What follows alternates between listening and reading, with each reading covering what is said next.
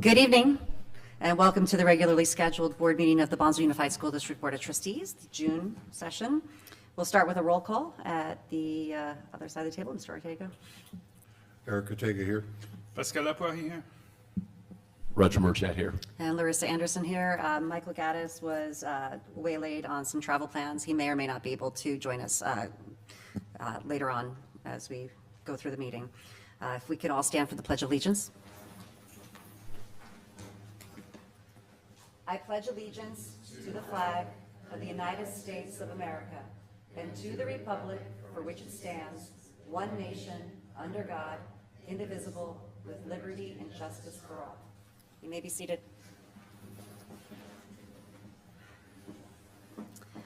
Prior to convening here this evening, the board met in closed session where we considered the appointment, employment, evaluation of a performance, discipline, transfer, or dismissal of employees, Government Code 54957, discuss its position regarding collective bargaining with the Bonsall Teachers Association, the California School Employees Association, Chapter 703, in order to direct the superintendent as chief negotiator in the matters of BTA and CSEA contracts.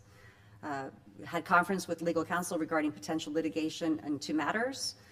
Consideration of student expulsion per Cal Ed Code 48918, and conference with real property negotiators with the property location being on the east side of Horse Creek Ranch Road in Fallbrook. And that takes us to the current agenda. Is there a motion to approve? Motion to approve. Second. All in favor? Aye. Motion carries unanimously, bringing us to the minutes of the regular meeting of May 8th. Is there a motion to approve? Motion to approve. Second. All in favor? Aye. Motion carries. Bringing us to our reports. Typically, we have some of our teacher sites, but our site administrators. It's summer, so we have extensive reports that were included in our agendas online. Is there anybody here from the BTA? Ms. Ariana, come on up. Good evening, trustees, Superintendent Golly, and Ms. McInerney. Well, we made it through another school year. That's exciting. Things are going to be rough next year with the budget and everything. We all know that. Everybody knows that. But I just urge the board to remember that the teachers are the heart of this school district, and through many versions of boards and administrators, we remain, and we're the gold, along with the other staff members, and budgets are just prioritizing. So, have a great summer. We will get through this together, and the teachers will support the district, as always, in their future plans. But we hope that you will consider how valuable our support is. Thank you. Thank you. Is there anybody here representing CSEA today? Okay. Any parent organizations? Okay. Which then that brings us to our superintendent report. Ms. Golly, Dr. Golly.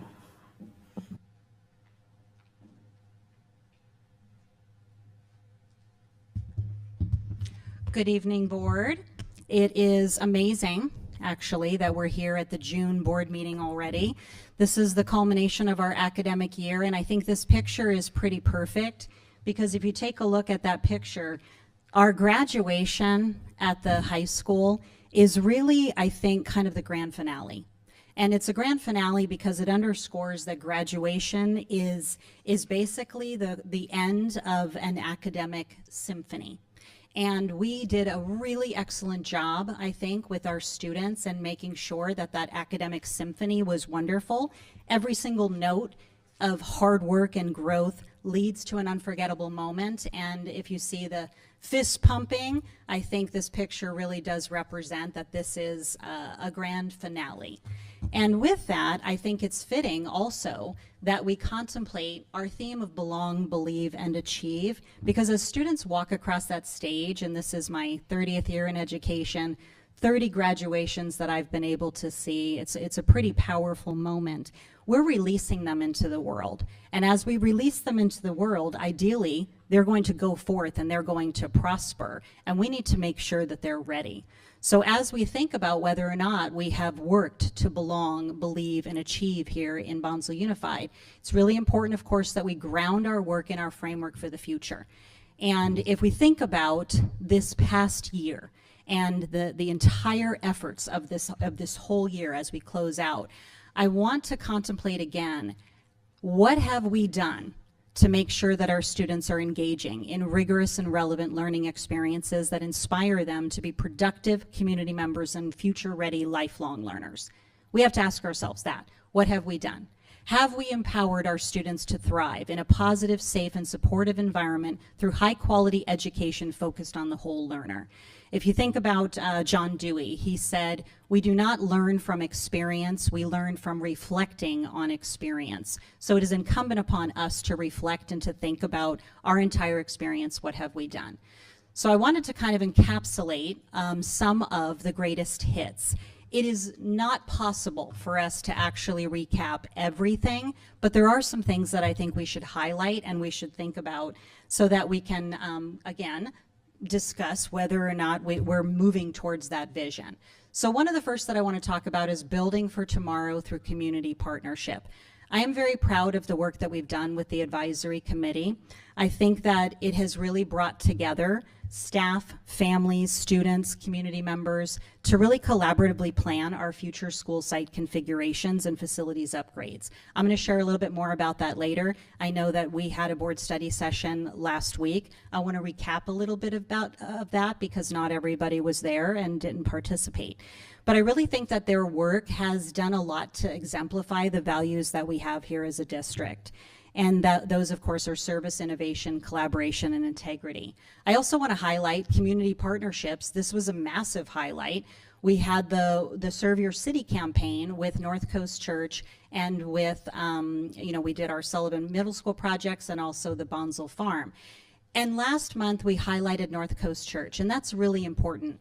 But as we're reflecting throughout the year and thinking about all of the work that has happened, we need to make sure that we are expressing a lot of gratitude for the other people that have made sure that these things are possible. So I actually want to start tonight with an important recognition. We have a lot of staff members who behind the scenes are kind of those staff members that are the unsung heroes. We have a lot of staff members that are so incredibly dedicated. They put so much into the heart of this district. And I want to highlight a few of them here tonight. Not all of them are here tonight, and I didn't capture everybody's photo, but I was able to pull together as many as I could. But these are people, again, who serve, as I said, as the heart of our operations. They basically do whatever it takes to support our schools, oftentimes without recognition, but always with an unbelievable commitment to service. And for those who are here, I'm going to actually shout out everybody's name. And if you are here tonight, and I know I saw a handful of them, which is great, I'd like you to join me up here at the podium because I want to share a bit about what your dedication has meant to this district. And I'm going to ask, and I'll call out all their names. If you're here, please come stand next to me. Haley Birkness, Audrey Greenwood, John Norton, I saw you. Carlos Rodriguez, I saw you. Alexis Chapman, Laura Castro, right here, come on up. Manny Ramirez, Angie James, Linda Pipe, thank you. Leo Herrera, Caesar, I saw you, come on up here. Tiffany Suetos, Miguel Carranza, Jonathan Castellanos, and Shane Cantarini. And I'm just going to share a little bit about this incredible group. And they are a representation of how many amazing people we have in this organization. Oh, good. Hello. Okay. Again, they contribute their time, their energy, their heart, and they put so much time into the Serve Your City projects. It was great to recognize North Coast Church. It is absolutely amazing that they came here and they volunteered so much time and so many resources. And none of that would have been possible if this group didn't spend hour after hour, long days, I know, lots of work behind the scenes to make sure that those projects were successful. You took on every single task with humility, professionalism, and a genuine desire to make a difference. And what impresses me the most about this project, which is an example of what they do, it's really exemplified by the work they do every single day. What impresses me about them is they don't just complete a job. It's not about a job. You help transform spaces that reflect the pride we have in our schools and in our community. And they do that every day. And even someone who is retiring from our organization, I have to shout out, is coming back, can I state it? As our Sullivan Middle School PTO president. And that, yes, I know, that's a huge round of applause, please. Right? You demonstrate so much deep care for our students, for our campuses, for the community that we serve. You model what it means to really take ownership, to serve with heart, to lift up others through your actions, to help me try to eat healthy. Thank you so much. He brings me peppers. Your contributions may not always make headlines, but they are absolutely essential to the fabric of who we are as a district. So it's my great pleasure to recognize you here tonight. We have certificates for every single one of you. Are they right here? That's probably what you handed me. I'm going to give to everybody who is here, and I'll make sure that those who aren't here, I would like to play this little clip for them and make sure that they receive the certificate, because it's a lot of work to make something like this happen. And without the dedication at the sites, it just wouldn't. So we're truly, truly grateful. So let me hand some certificates. John, I saw you. Thank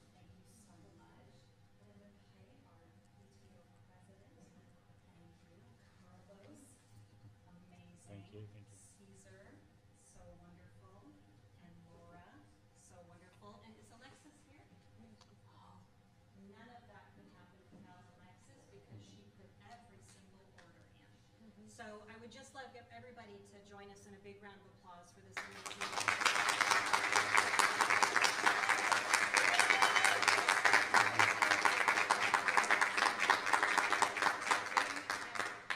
Can we get a quick picture right over here? Oh, is that a better backdrop? We'll have Miss Oriana tell us. What do you think? Yes. Okay, right over there, right over there. Quick picture.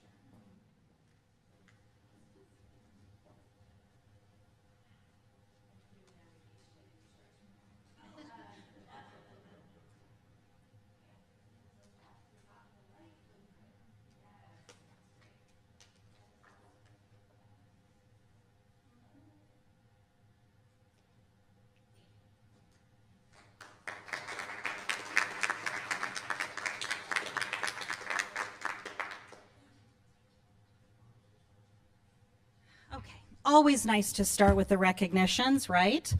I would also like to share another highlight, greatest hit, and I used a little music theme. I thought Sharon Robinson might appreciate that. But I also want to recognize that we had a lot of excellence that was not just recognized internally, but also recognized at other levels this year. As you know, Greg Hinchliff, not just the district teacher of the year, but one of 5 San Diego County office teachers of the year, which was massive, great recognition, and he's so deserving. We had an Achieve Award presented to our high school for their Pathways Project and Early College program. We had a panel of our students and staff who represented us at the Equity is Love in Action conference, which was wonderful. We had recognitions also throughout the district. Down at the bottom there you see the art show. That was a wonderful way that we recognize, and that's not the only way that we recognize. We've been doing a lot of that at all of our sites, trying to make sure that we highlight what is really going well. And there's another special recognition that I'm not sure everybody is aware of yet. So I'm actually going to ask Miss or Dr. Veronica Pendleton to come on up and share another recognition that is fairly recent.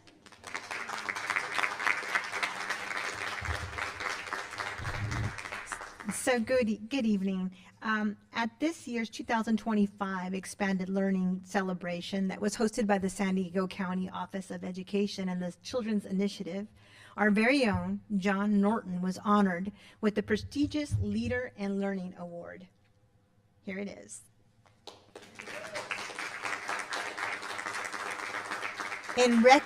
This award was in recognition for his unwavering commitment to the expanded learning programs.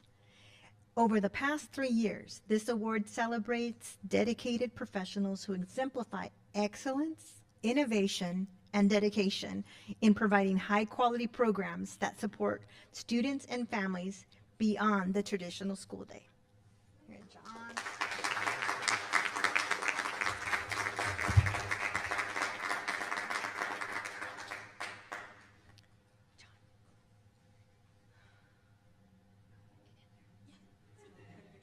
Yes. Yes. Okay. In addition to this county recognition, John was also individually honored for enhancing quality programs through goal setting, highlighting the efforts to align ELOP initiatives with the California Quality Standards for Expanded Learning and drive continuous improvement. And so these honors really exemplify the collaborative vision and dedication John demonstrates through his leadership and dedication to our community. And for that, we thank you. And we're proud to celebrate these achievements as a testament of John North's commitment to quality, access, and enriching experiences for all of our students. Thank you, John.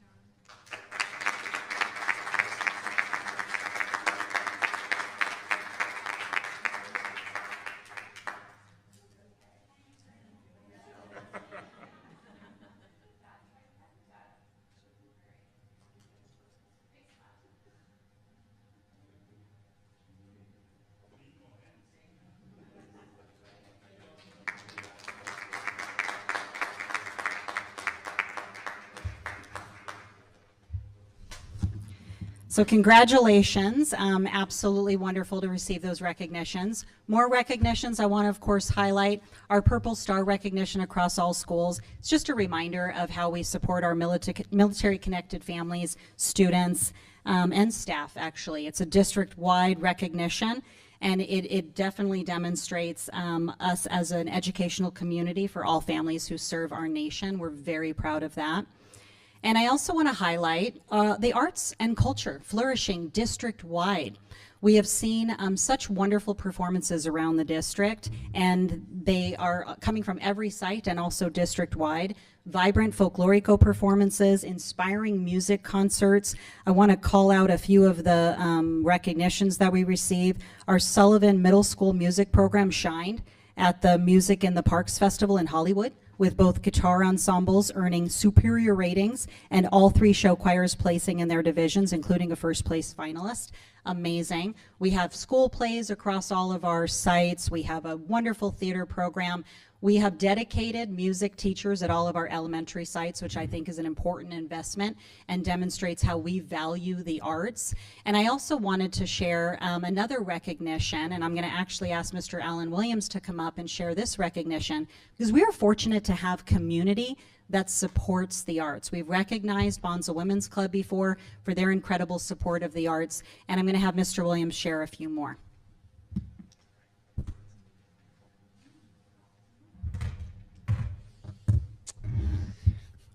Good evening, President Anderson, Board of Trustees, Dr. Gawley, Gina McInerney. It's a real pleasure to be here before you this evening.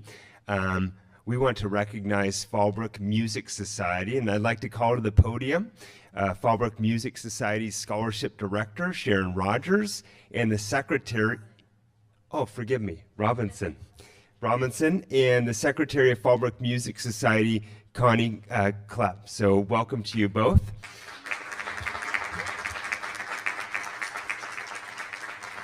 Both Sharon and Connie wear a number of different hats for the society, and Connie is part of the scholarship committee amongst many other things that she does as well. So we are very pleased that both of you are joining us tonight.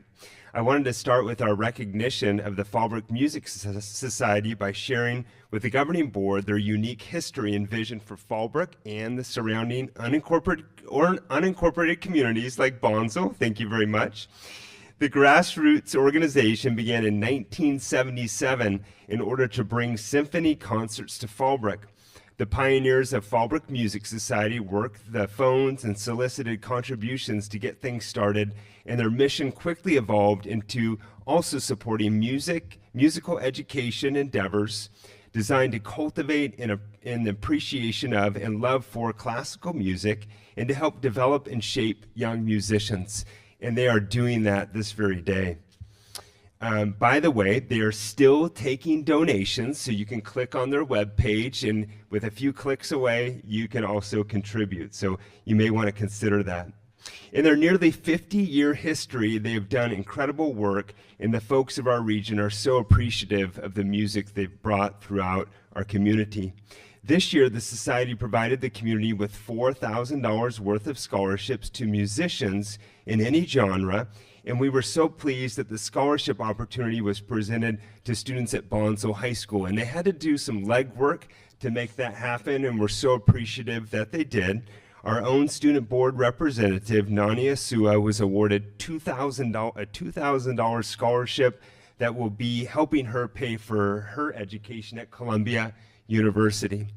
So we're so pleased what they've started so many years ago and what they continue to do, and we want to express our deepest level of appreciation and gratitude for the work that you're doing throughout the community and with us here at Bonsall Unified School District. We thank you so much.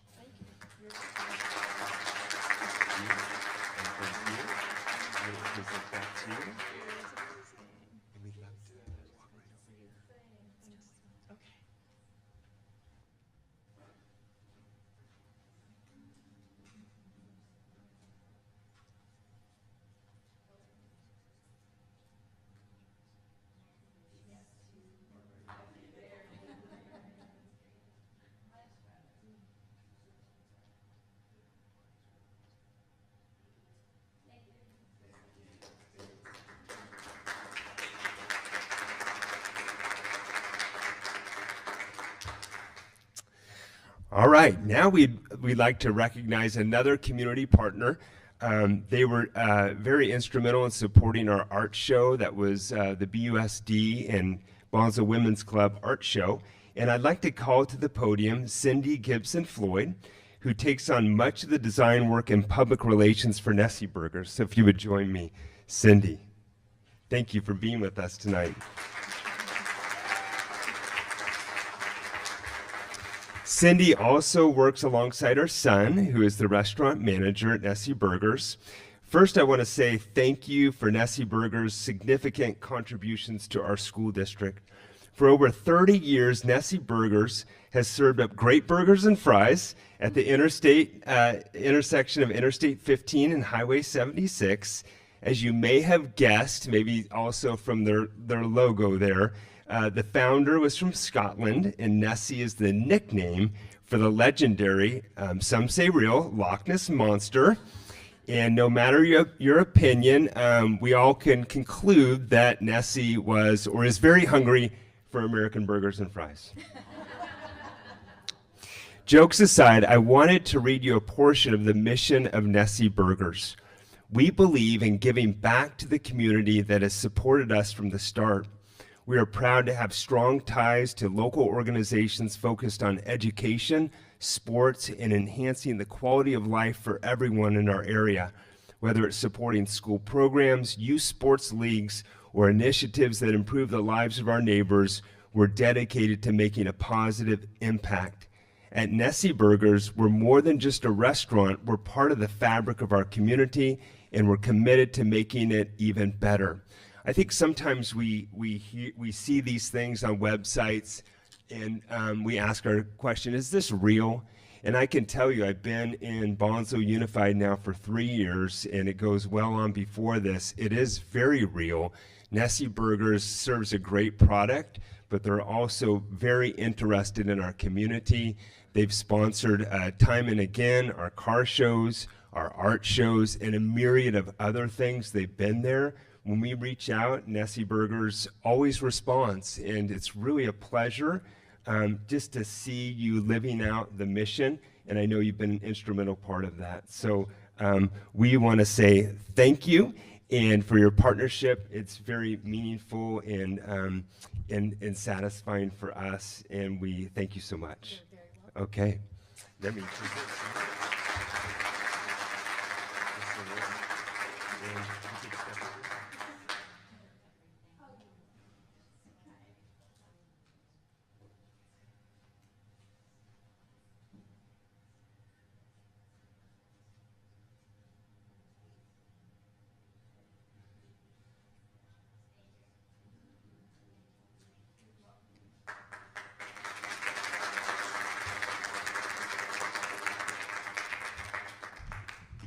Again, we are very fortunate to have community partners like that, and we see them step up time and time again. And as Mr. Williams so eloquently stated, they are very interested in the success of our community as a whole, and we are very appreciative.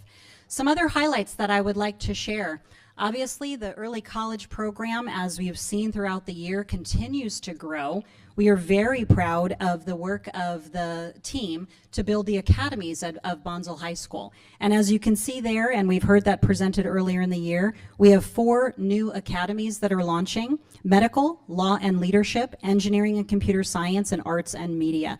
And these are really designed to ensure that our students are prepared for college and career and life beyond high school. It offers a personalized experience that's going to blend academic coursework with college credit opportunities. We're really excited to see where that goes next year.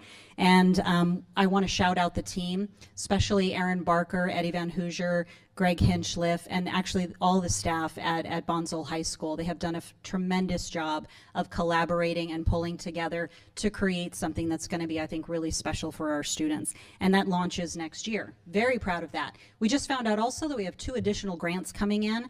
I know that we keep seeing these come in and we keep applying for them. We're getting another round of the Middle College Early College Grant and also Dual Enrollment Grant. And we just received notification in the last 2 days about those. Very proud. We're also very proud of the continuation of our Bonsall Forward initiative. Another program that could not happen without the support of our staff and the support of our community, because it truly is a partnership. This comprehensive program, as you know, connects students' interests with real-world opportunities and pathways they might never have imagined. So we're proud that that is continuing, and we're going to see it hopefully grow even more. Another point of pride is the continuation of the work with our framework for the future. This is staff doing a learning walk and then also looking at how we can further implement our learner profile. I was really excited to see this year at the awards ceremonies, both at the senior awards night and also the Sullivan Middle School 8th grade awards. They incorporated awards for each of our learner profile outcomes, and that was really wonderful to see. So students were recognized for being an exemplary critical thinker and a resilient learner, etc. So that was wonderful. And you've already seen a lot of our strengthening community connections. I want to shout out the Community Engagement Initiative team, the CEI team. They have done a lot of work this year to try to increase more community engagement.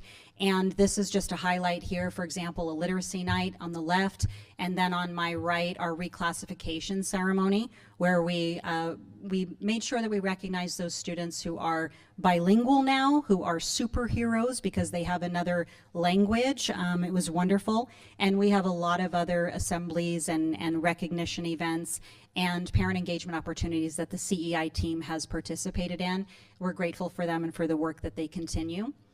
I've already talked a little bit about college success through dual enrollment and early college excellence. I want to shout out that I think over 40 Bonsall High School students participated in Palomar College's commencement ceremony prior, actually, to their graduation ceremony at Bonsall High School, and some of them participated even though they're underclassmen. That is a huge advantage for our students, which is wonderful. They earned certificates in child development and also graphic design, and that early college program that they're participating in is, I think, really helping also a lot of our first generation college students, and they're getting an invaluable head start. So we're grateful for the team and seeing the success, and you can see them with their stoles. They're very proud.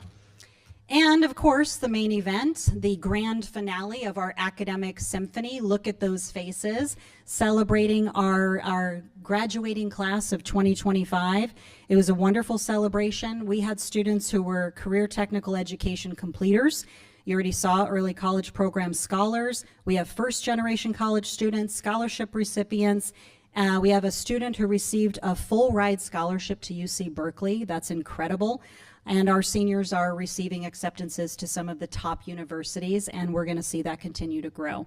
Very, very proud of that and the legacy that they are leaving behind. So, little quotation here, because as our students leave after graduation, it feels kind of like an ending. We also know it's a beginning. And we know that, as T.S. Eliot stated, what we call the beginning is often the end, and to make an end is to make a beginning. The end is where we start from. So as we're reflecting on this year, we have to think about, it's the end, now where are we starting from? So I want to highlight a couple things that we're forecasting for next year, okay? One of them is working more on the blueprint for our framework for the future. As Drucker said, the best way to predict the future is to create it. It's obviously important in a next natural step in our journey that we flesh out more of our shared strategic plan. You're going to hear the LCAP presented tonight from Dr. Pendleton and also Mrs. Castro, and that is a very lengthy, excellent plan for accountability. A strategic plan makes it just a little bit more accessible and clear and plans it out in more of a 3 to 5 year continuum, like a blueprint would do, guiding the construction of a strong, purposefully designed structure. And that is what we anticipate looking into next year. We want to make sure that it's a collective effort, co-created with voices of our staff, students, families, reflecting the collaborative spirit that defines us. So that's an important effort. And of course, I want to just highlight the work of our facilities planning that is ongoing. Not everybody was at the board study session last week, and I just want to recap that this is going to be a major effort, and it's going to be imperative that we have our entire team pulling together to collaborate on how we can make our vision a reality, okay? So just to recap some of the agenda from our board study session, we reviewed the work of our advisory committee meeting, actually the whole course of our meetings. We debriefed goals, facts, needs, solutions. We presented the consensus that was reached by the advisory committee, and we started to discuss what next year needs to look like. We also explored funds available, current project costs, we're just getting to that, student yield and updated student plot, etc. This is what, as you know, the Bonsall Advisory Committee was contemplating, different configurations that they evaluated, looking at the layout of our entire district and trying to decide what would be the best path moving forward to meet the needs of students across the entire district. Looking at the layout of our whole district, looking at our school sites, looking at the configurations that we currently have. These were 3 configurations that they contemplated. There was an excellent solutions exercise with teams working together to explore those different configurations and evaluating sites that we currently have for high schools, for example, looking at the assets, looking at everything that we have in front of us. And there was a unanimous selection that was presented to the board. I will say that's going to be complex, but also I think very exciting. And there's going to be a lot of work that we need to do to pull together our entire team, as I said, to collaborate on what this can look like. We have here just a sample of some of the things that are to come. We've already started some school site tours. We're looking in the 25-25 school year to reconvene the BAC in August and November, schedule board study sessions, have some subgroups that are going to look really carefully at different important aspects of this plan, procuring architects and builders so that we can plan out scope, cost, schedule, etc., develop master plan for each school site, and consider whether or not we're looking at a potential bond in the future. Our plans are to, like I said, not move forward without the voice of our constituents. So that is a commitment that we are making. We wanted to see a couple school sites, just so you know, actually just yesterday, we visited a few in Chula Vista, San Diego, and in Lakeside, just to see some of the different types of constructions that are out there so we can start to compare. But there's going to be a lot of work that we need to do. Here's just a taste of some of the communication. We have work to do prior to our welcome back in August so that we can present plan, rough timeline, and start our community engagement. We have other opportunities here for community engagement. As you can see, all of that is going to be some work that we have to pull together, all right? And as you know, all of our work is very transparent on the website. There are slide decks for everything that we've done so far, and we will continue to make sure that we're making an effort to make it really, really easy to find and accessible, okay? So with that, I know there's a lot of information. I want to just give a shout out and a thank you to the team that you see over here. Our district leadership has worked very, very hard this year in a time of transition and in a time of lots of uncertainties and other things, and they've really been impressive, and I just want to say thank you to them. Thank you so much for the work that you've done. Our site leadership, our staff, everybody has been incredibly supportive, and I also want to share my gratitude to the board, because we see, as was evidenced even in the board study session last week, your passion is real, your dedication is real. You are in it for the right reasons, and that's not always the case, and I'm just really grateful and honored to be able to serve alongside you. So I just want to say thank you, and I'm really excited for next year.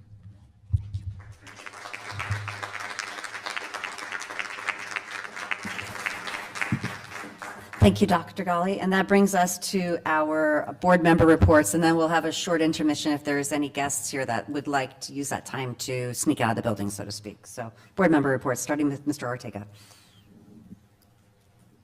It's always me that starts it off. Well, I want to start off by saying I like the fact that we're honoring the people that do the work, the work for the grounds and everything that makes everything come together. And I don't think a lot of people realize how much, when you have an event like a graduation, on how many people have to stay over and make sure all the chairs get put away and everything.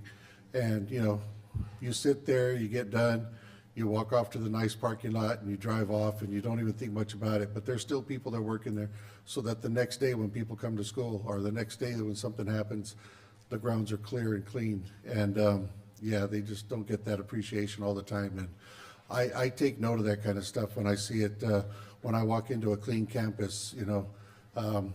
And, you know, that's not the teachers, it's not the staff, that's not the management, that's the workers that are actually picking the papers up off the ground. And I would say, and probably in some cases, a few students might help out, but mostly some of the students are actually the ones dropping the papers. I'm sure the staff doesn't do that. And so, yeah, I really appreciate that. And yeah, there's so many things that are going on. I wish I could comment on everything that's going on throughout the school year, but there's just so many things. It's it would take forever, you know, and it would take a whole year basically to talk about everything that's going on. And our area, I'd like to do a quick shout out to our firefighters that helped to fight these fires that we faced recently. We had a fire out there in Paula just a couple of weeks ago or a week ago, and then we had one right here in town that they attacked real quick and had the threat of a lot of things going on, but you saw that they knocked it down really fast. And you know, I think they all deserve a big shout out too, because those guys there, even though the fire was barely a mile from the station, those weren't the only ones fighting it. They called in other people to help out, and they all worked together. And you know, they went out there, they go into an environment when everybody else is told to leave that environment, and they're the ones that stay in there and make sure that nobody else's property or anybody else gets hurt. So I want to say a shout out to them as well. And also our staff over at Vivian Banks, I see them here, so thank you guys for coming down, appreciate it. And a shout out to you guys for having, you know, sticking with us throughout the entire year. And I see a lot of good things going to be happening out the Vivian Banks with Mrs. Calabresi's help, I'm sure. And I think that's all I want to say right now. Save my comments for some other items that are later on in the event. Thank you, Mr. Ortega. Mr. Buckley.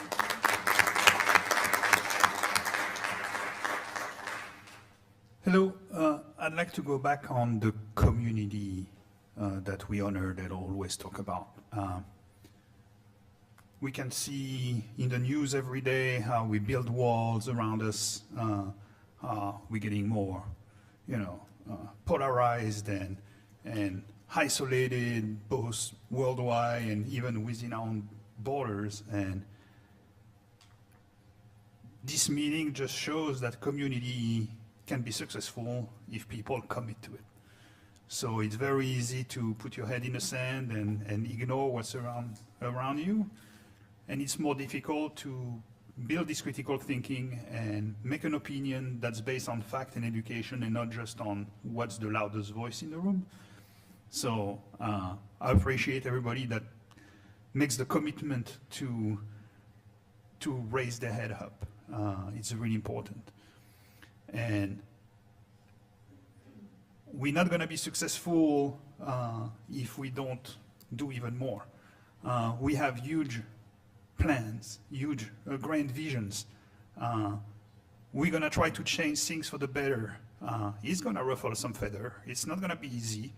And some people might disagree with what we're trying to do. I engage those people to not stay on the sideline, but commit to help the community build something better. If you feel that what we're doing is wrong, propose something. It's too easy to just stay on the sideline and throw stone at people who are trying to do something. It doesn't mean we have all the answers. It doesn't mean we're going to be right all the time. But we are trying to do something. And it's way easier to get up in the morning if we try to do something that if we just try to maintain the status quo that leads to nowhere. So I want everybody to make sure that as we make big decisions that are consequential, that we keep focus on the fact that we're all trying to push the district forward and make it better for our kids. We're not trying to push an agenda. We're not trying to push a personal situation. We are really committed to try to, with what we have, not what we wish we would have, but with what we have, to try to make the best out of it. And so really keep that in mind. And I personally welcome constructive criticism. If you feel that we do wrong, if you feel that we should have other direction, participate in those committees, get involved, so that way your voice can be heard. And I really hope that people don't get scared of change. In our situation, change is not good. And if we are not changing, we are regressing, and we don't want to go there. So thank you.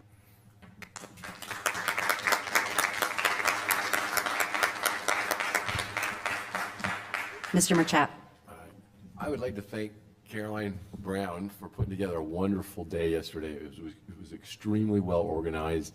She had architects, she had builders there, and so we could ask a lot of questions. And so I'm thank you for putting that together.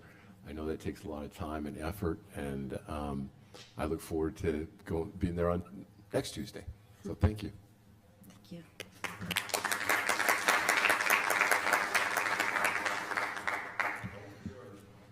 So public education, when done well, is a powerful force. It opens doors, it expands horizons, and it sets students on strong, meaningful paths towards their futures. And when students feel seen, supported, and valued, they're more likely to invest in themselves and their learning, and that makes all the difference. As we close out a successful school year, I want to extend my deepest gratitude to our district office team, our dedicated teachers and staff, our valued community partners, and my fellow board trustees. The collective efforts have helped our students thrive academically, artistically, athletically, and in agricultural education, and reflecting the well-rounded culture of our schools. Wishing everyone a safe, restful, and joyful summer, whether you're traveling or far away or enjoying the paradise that is Bonsall. And I look forward to our continuous improvement together in Bonsall Unified School District next year and beyond.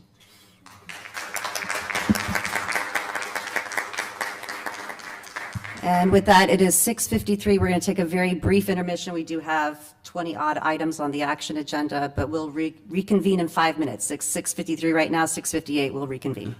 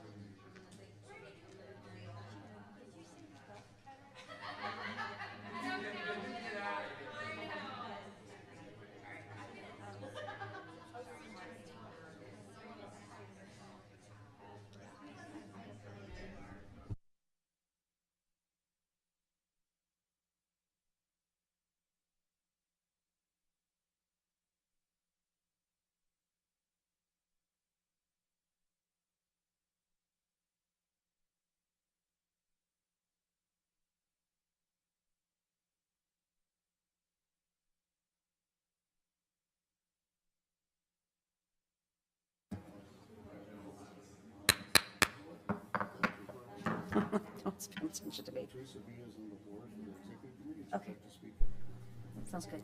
Thank you. Ideally, but you're welcome to turn it in right now, too. Thank you. All right, it is 7 o'clock. If we can have everyone back at the dais so we can get into the meat and potatoes of our meeting, that would be fantastic. Thank you.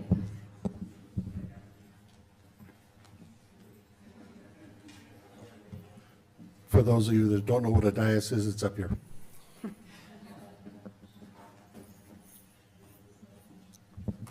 All right, so we are now at agenda item number 8, which is the consent agenda.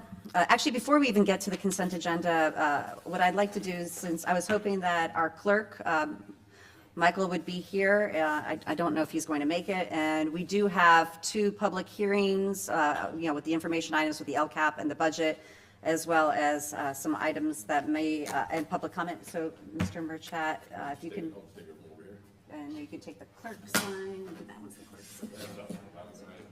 I'm going to appoint Mr. Murchat as our clerk for public comment for the information items, as well as general public comment at the end of the meeting. Thank you.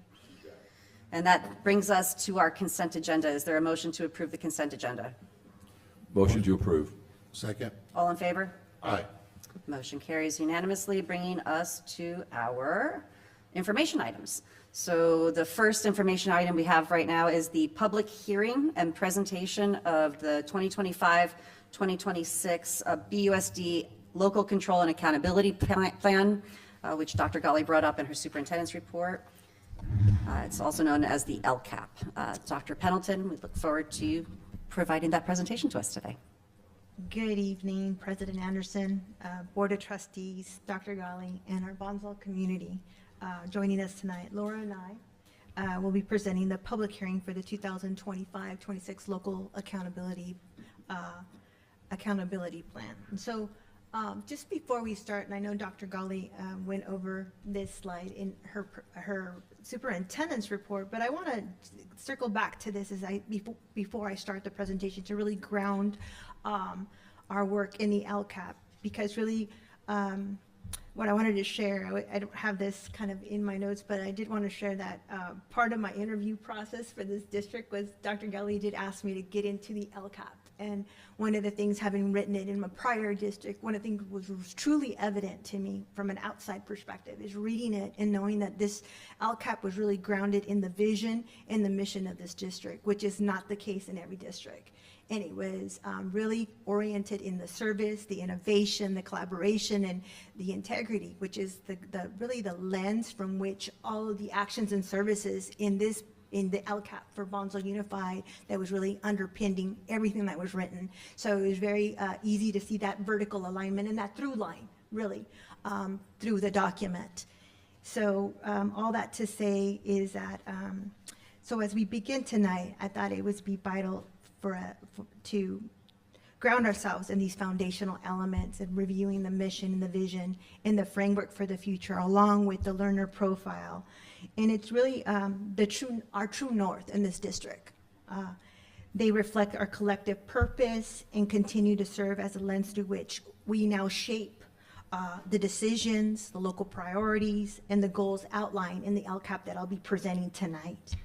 So I'd like to first start off in defining what an LCAP is. And it is a 3-year plan that describes the goals, actions, and services and expenditures to support positive student outcomes. Its primary purpose is to address both the state and local priorities. The LCAP provides a critical opportunity for our local educational agencies, our LEAs, or our district to share our unique story of how, what, and why specific programs and services are selected to meet our local needs.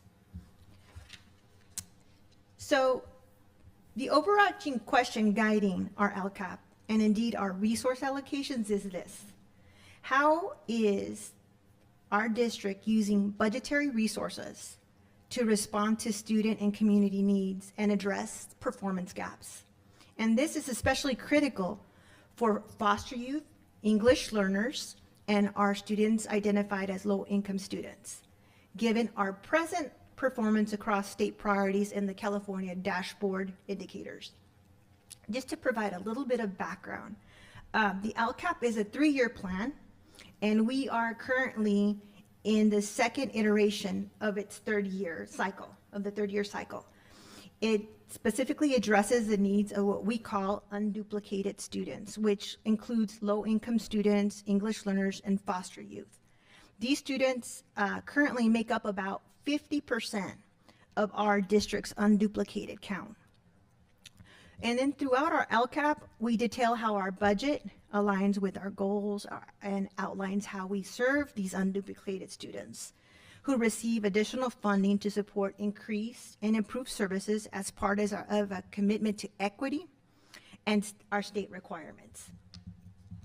So the LCAP does have fundamental requirements. The requirements include services that target a majority student subgroups, including ethnic and racial and ethnic student groups, low-income students, English learners, students with disabilities, our foster youth, our homeless youth. It must include 3 required components, which are our goals, our actions, and our expenditures. And furthermore, the LCAP must address all 8 state priorities, which are the basic services, implementation of standards, access to courses, student achievement, other state outcomes, parental engagement, student engagement, as well as our school climate. So just to share a little bit, the LCAP document has really 3 different functions. It is our district strategic plan to address our student groups, as mentioned. It is also our community engagement tool. And it is also an accountability framework that has our accountability to the at the federal level and at the state level. And so, as you heard me mention before, included in the 8 state priorities is which is one of the requirements of the LCAP. These 8 state priorities are broadly categorized into 3 areas: conditions of learning, which is basic services, standard implementation, and course access. Engagement would be a second part, which involves parent involvement, student engagement, and school culture. And thirdly, academic achievement and other student outcomes. So educational partners is a critical part of this process. And the voices of our community matters, as you've heard tonight over and over. Our methods for engaging our educational partners for this process included student, parent, and staff surveys, student forums, collaboration with our local and bargaining units, the district leadership team, the design team, the engagement through groups like English Language Advisory Committee, school site councils at each of our sites, parent-teacher associations, PTAs, district and English Language Advisory Committees, and the Native Learner Advisory Committees. And these are some of the flyers from these events this year. So for the 2024-25, which is a continuum, because that should actually say 24, 26, 26, overview, the goals haven't changed in this document. They will continue to be the same through the iteration of the 3 years of the 3-year cycle, and is structured around these 3 core goals, aligning with the categories of the 8 state priorities, which are the enabling conditions, engagement, and learner outcomes. So the LCAP is a lengthy document, and I know you had an opportunity to review it, but I wanted to provide everyone with an overview of how it's organized. Goal 1 focuses on enabling conditions, and its focus is to ensure resource stewardship provides for a safe, secure, and dynamic environment where all learners feel like they belong and can thrive. This goal addresses the state priorities encompassing the conditions for learning, as you can see there with the first arrow.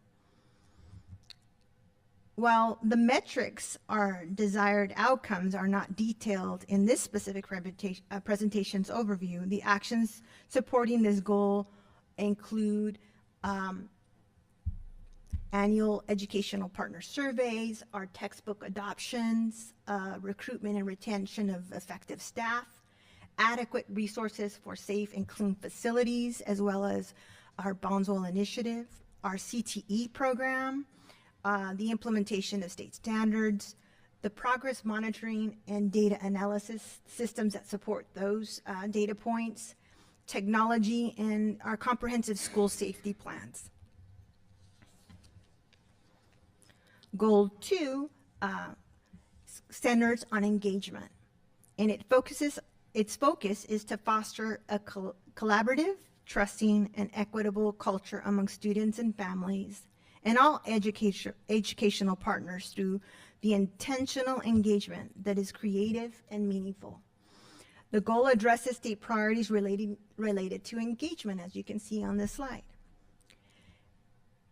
And the actions that support this goal include our English language learner parent support, our English language learner reclassification event, our parent educational partner engagement, the attendance and our efforts to improve chronic absenteeism and attendance in our district, our communication efforts through our website, social media, other outreaches, increased systems of support, physical education and athletic programs, comprehensive art programs, future ready and high school graduation supports, counseling and social emotional services, our focus on equity and inclusion, student health services, and transportation services. So finally, goal 3 is focused on learner outcomes, or as stated here, pupil outcomes. The aim here is for our district to create high quality, customized learning and assessment methods that will result in increased academic success and future readiness for every student. And the goal directly addresses state priorities encompassing pupil outcomes or learner outcomes. Actions in Goal 3 include our learning walks across the district and at site levels, our literacy achievement efforts, math achievement efforts, professional development opportunities, also for our special education professionals in the district, our writing program, district-wide writing program, updating our library books, our summer school year kickoff events, English language supports, summer learning, extended learning opportunities, early college and future readiness, and student-led conferences, reflective portfolios, and exhibition of learning. And with that, I would like to call my co-presenter to share the expenditures.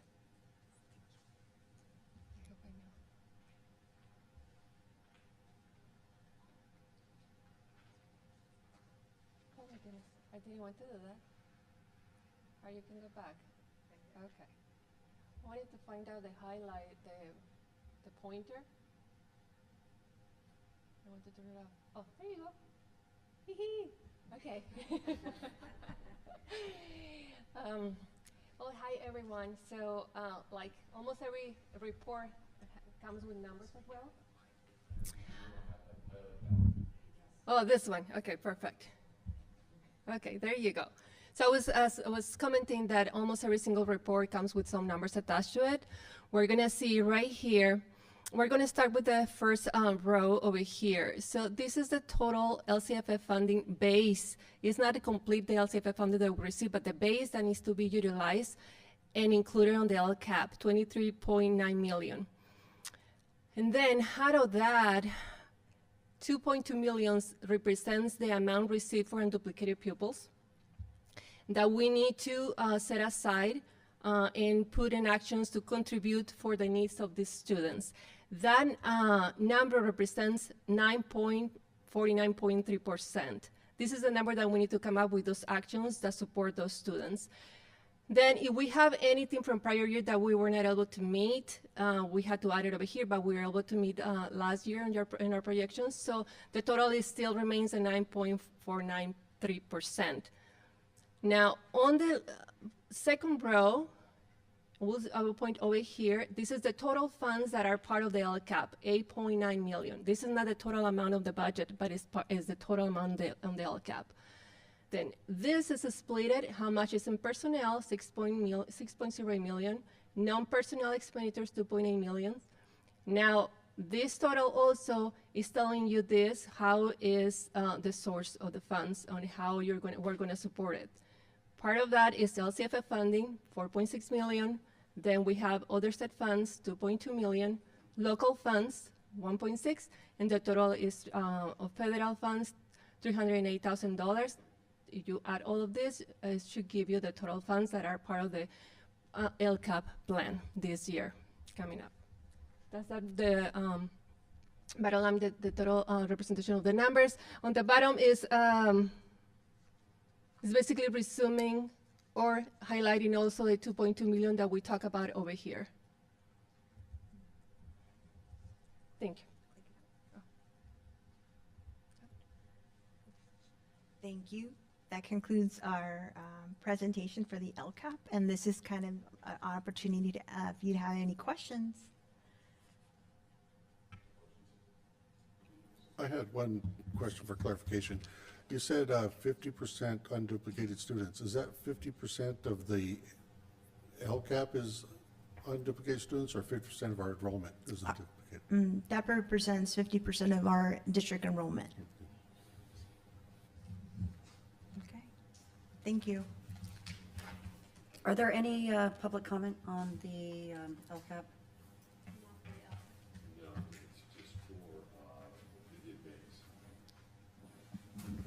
Actually,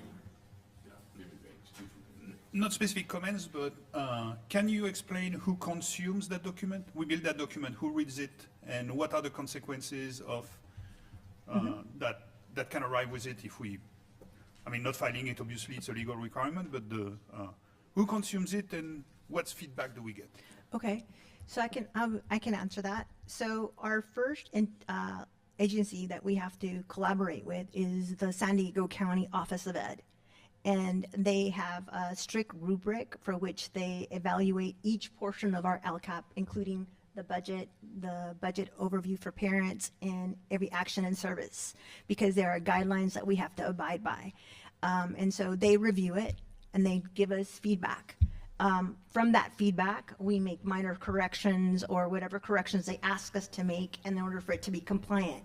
Once our June 30th, we have till June 30th to board approve it. Once we do our board approval, which will be the end of the month, we then send it back to the county. They then take it and review it for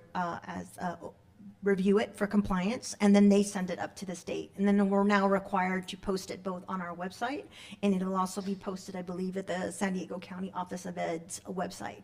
But as I shared, that its function is our accountability. So it's our consistent accountability to the county of to the county of San Diego in what we spend our monies for, and also the metrics, because every action is tied to a metric of state level or a local level, and we have to show in our analysis of each of the goals that we are actually moving the metric along. We might not be making the leaps of our 3-year goal, but we're making improvement. And that's what they want to see, because they want to see that our money is that we're using our funding to really improve and increase services for these, for English learners, our foster youth, and our students who are low income. Any other questions? Thank you, Dr. Pendleton. At this time, I just want to reiterate that this is a public hearing per Education Code Sections 42127A1 and 52062B1. 2 separate governing board public meetings held at least 1 day apart are required for the school district to solicit recommendations from members of the public regarding the actions and expenditures in the Local Control and Accountability Plan, LCAP. In addition, the LCAP public hearing must occur at the same meeting as the budget hearing and the LCAP adoption must occur at the same time, at the same meeting as the budget adoption. The public hearing requires 72 hours of public notice, and both the 2025-26 budget and LCAP must be adopted on or before July 1st, 2025. So we are going to officially open the hearing at 7:20. Are there any public comment on the LCAP? No slips were received. So Commander Joe raised his hand. I didn't put a comment on it, but I would like to, but I didn't follow the rules, so. It's okay if you'd like to say something briefly. Yeah, just briefly, how's it looking on federal funding? I know that, you have to figure that in, and that's all you can do. And it may come or it may not, right? That's all we can do. And hope and pray that we get our 6% or whatever that the federal, okay, thank you. Thank you, Commander Joe.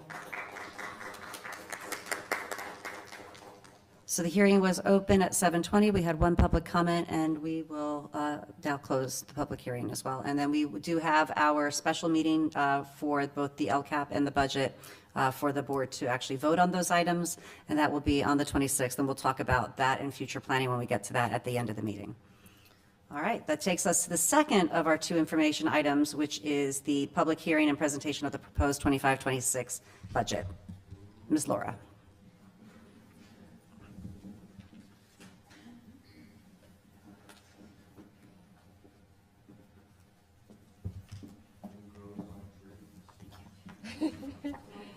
I wish.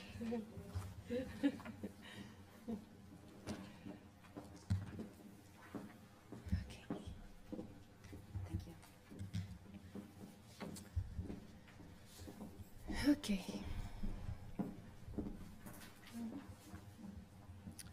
Good evening again. I'm here to present the 25-26 proposed budget for Bonsall Unified School District. I can't believe we're already at on this year, 25-26, around the corner.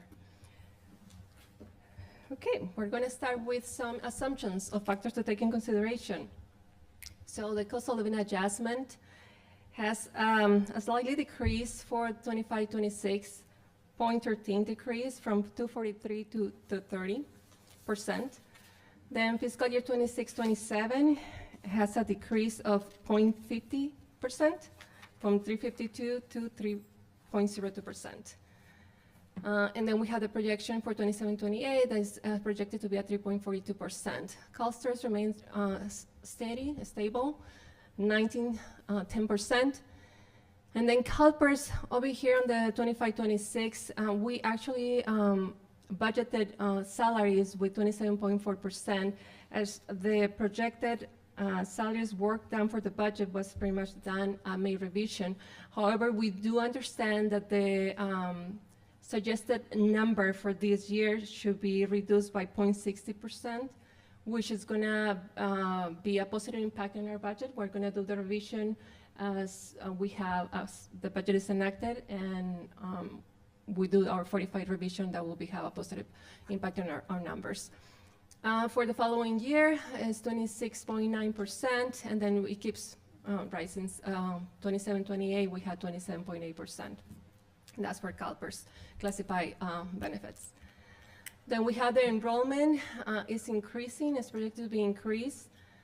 And it's a conservative approach over here. I'm just increasing at 1%. I understand that demographics is projected with a higher numbers, but for rating purposes, as a conservative mode, we use 1% from one year to another. So 2,228 for the 25-26, and then you add a 1% and give it to 1,250, and on.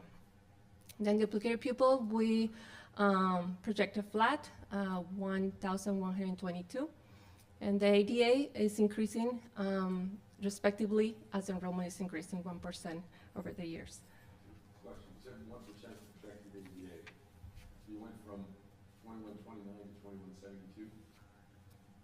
Would that be adding 21 kids? So it should be more like 50 instead of 2172.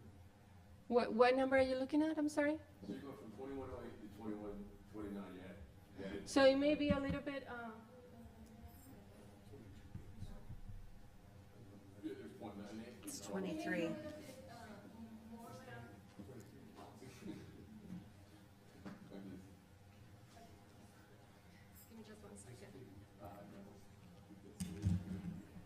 You're looking at the attendance, right? Or you're looking at, 26, 27 is 21, 29. And you said if you add 1% to that, it shouldn't be 2172. It should be closer to give me just one second. And it may be that is an agenda, but I was pretty sure that I was doing just 1%, but I'll tell you right now, how much is that projected?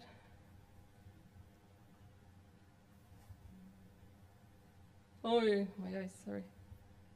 No, 139.82 to 1.72.79.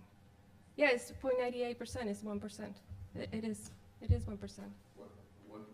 Yeah, From the difference, yeah. to, The increase over the other one, yeah, that's what I have over here on my calculation. you're going 2108, okay, and you take 1%, that's 21 plus whatever. And that takes you to 2129. Mm-hmm. Then you go another 21 to get to the 50. But you apply the 1% over the total amount of this, right?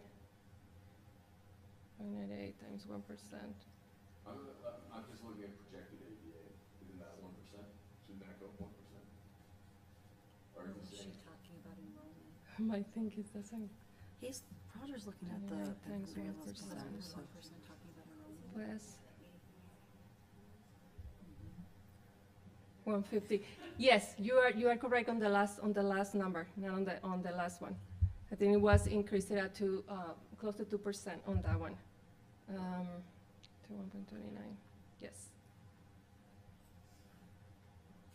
So the enrollment's going up by 1, but projected ADA at last year going up by 2. On the last year, on this one. But that definitely can be adjusted. My understanding was it was 1% that I was projecting it flat. I need to see the calculator why it's showing that number different. And definitely can be a correction. It's not on the actual 25-26, it's just on the projection calculation. So I'll take a look on that. Thank you for pointing it out. Okay, so we have that CalPERS which is 27.4%.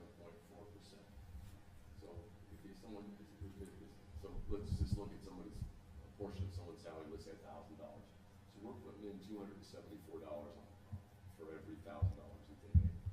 We're putting that percent for every salary that we pay to the classified employees. Okay, and that 27.4% covers their pension? Does it covers medical? No, So it doesn't cover medical? that's not medical. Okay, it's just the pension, It's just a pension. just the pension. That's correct. Okay. Yes. And that would be the same for the Board of Other Trustees? Yes, that is correct. Health and welfare is a separate item. Yep. Okay. One more question. How does a percentage of UPC enrollment compare to other districts? Just for curiosity. I mean, we see we're about 50%. Is it common across the different school district, or is it specific to us? What, the percentage for the clusters and PERS? What percentage are you talking UPC, about? the unduplicated Oh, account. it's just for our district. It's depending on the population, the student population that is attending to our district boundaries. And that would not include Vivian Banks, that would be separate? That does include Vivian Banks. In the next slide, we have the numbers of Vivian Banks. Can I just clarify, are you questioning whether or not our unduplicated count is similar to other areas in San Diego? So if we're at about 50%, no, we're lower in our unduplicated count than many areas. And that's something that we could provide pretty easily. We could get a list of neighboring districts and show our unduplicated count versus theirs. If you were looking at those numbers, the 19 and the 27, so administration, would they be under the 19% then? What that we put in? Yes, Okay, for certificated personnel. okay, I'm classified. gotcha. They are certificated. Yes. Okay. Thank you. So here is the assumptions of the enrollment, the estimated enrollment for BBM banks. We're projecting a little decrease on it due to the pattern that it has followed for the last years. So these are the projections for 25-26, 61 students, 26-27, 60, and 27-27, 59, which is reduced by one. And then the ADA, we're projecting a deficit as well, right there. The unduplicated pupils, I think is something that we need to take a look closer, because the entire population, I believe, must fall in that category, or at least a higher percent than 53 students. So it's something that we need to look with our data, especially some of the forms that are completed or not. I understand, and I don't know if we heard in the past that they prefer paper than electronic version, and that may be one of the reasons why we are not able to collect more information or more documentation supporting that the unduplicated pupil count of BBM banks is higher than that number. So when we're looking at that ADA, we're looking at, what, 95% there? Right. It's a high ADA. And they have been working on the ADA lately and have improved the ADA compared to prior years.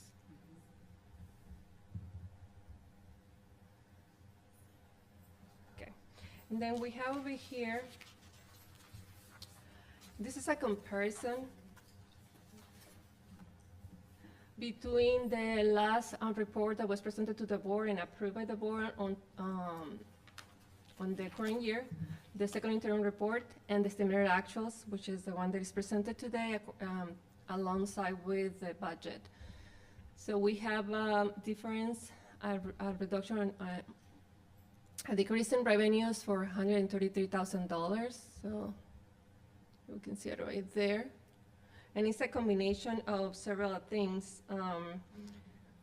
We have prior use adjustments on LCFF funding and other local revenues increases, such medical, CYHBI, stands for California Youth Behavioral Health Initiative, and some other donations accounts. So that's the net of that, $133,000. The expenditures are projected to be reduced also for $746,000 when we compare estimated actuals versus the second interim report.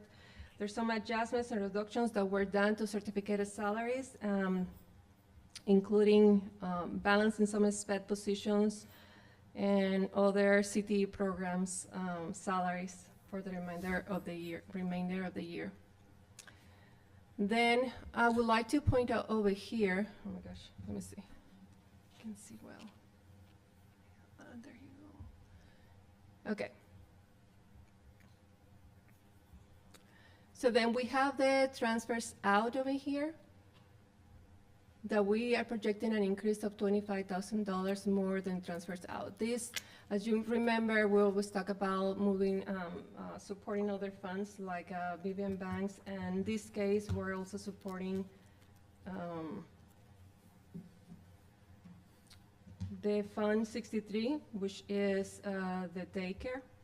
And also we have another contribution that we did from the Bonsall for Initiative grant that it was sitting on our general fund to the 73 in order to pay out the scholarships that were just happened recently. Those were $7,000. So a total of that equals of $408,000.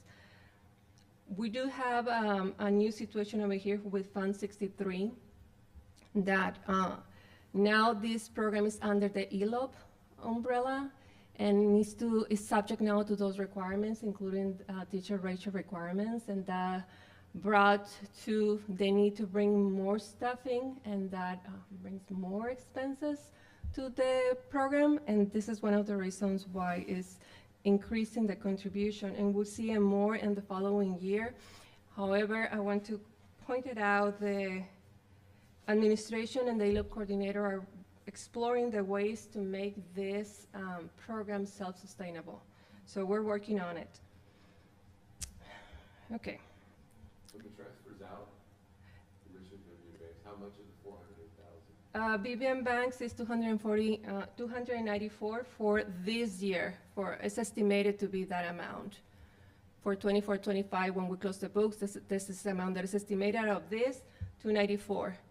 The rest is Fund 63, 107, and 7 for Fund 73. One question. Do you have big items that you can claim as a success for the reduction of expenditure? We spend less money that was from the midterm budget, right? We spend more? No, we spent less money. The expenditure are less than what was planned. Oh, you mean comparing a second interim report and that? From the second interim budget, so. Yes, You know, the projection is. Can you explain what we didn't spend on that you were planning to, that we saved money on? Yes, the $746,000, this amount that you're looking over here of the expenditures. I was mentioning, and I didn't finish all the sentences, but part of that is $272,000 related to certificated salaries. Some of them is reduction in positions, a combination, some restructuration that happened there, and also balancing some SPED positions and other CTE program salaries that were now projected to be spent this year that are moving to following year. There also, we have a reduction in classified for $18,000. And as a combination of increases and decreases, we have an increase of $33,000 for health and welfare. And this can be adjusted any time, depends when you have hires of people that are enroll, disenroll of the health benefits. Then we have a reduction of $127,000 for materials and supplies, including curriculum. So we were estimating a higher amount of that, but we were able to save some money there. So, and we also have a projected reduction in contracted services. This includes so many things. It can be part of the utilities. It can be part of special ed contracts. But and for that one, we actually had to increase one section, but maybe decrease in another one. So it's a net of all of those increases and increases. We have also a reduction of capital expenditures that were projected to happen this year, but are not going to occur until next fiscal year, like the completion of the project for the playground structure. That's one of them. And then we have set aside also some funding for the farm that didn't occur. Some job or work was done, but not to the extent that was budgeted for. So that's the total of 746. Thank you. The reason I ask is that it's very easy to spend more money. It's always difficult to save some money. So I just wanted to make sure that you can everybody's trying to do their best to put the district in good position. So I just wanted to be able to comment on that. Okay, thank you. Okay. So over here, we see a difference, a small decrease on the reserve. We estimated at 55.51%, and we estimated 50.30%. Even though we have an increase on the ending balance, the reason is because this new ending balance that is higher than this one for 587. Part of this, the increase is related to restricted funding, but the unrestricted funding is decreasing a little bit more. That 0.21% is decreasing. Because remember that ending fund balance includes restricted and unrestricted, but restricted sources cannot be part or accounted for the reserve.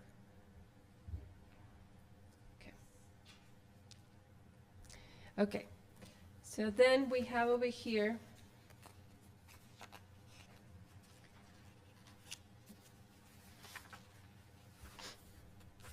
a summary of a significant number of accounts that are resuming total revenues and expenditures for the budget for this coming year.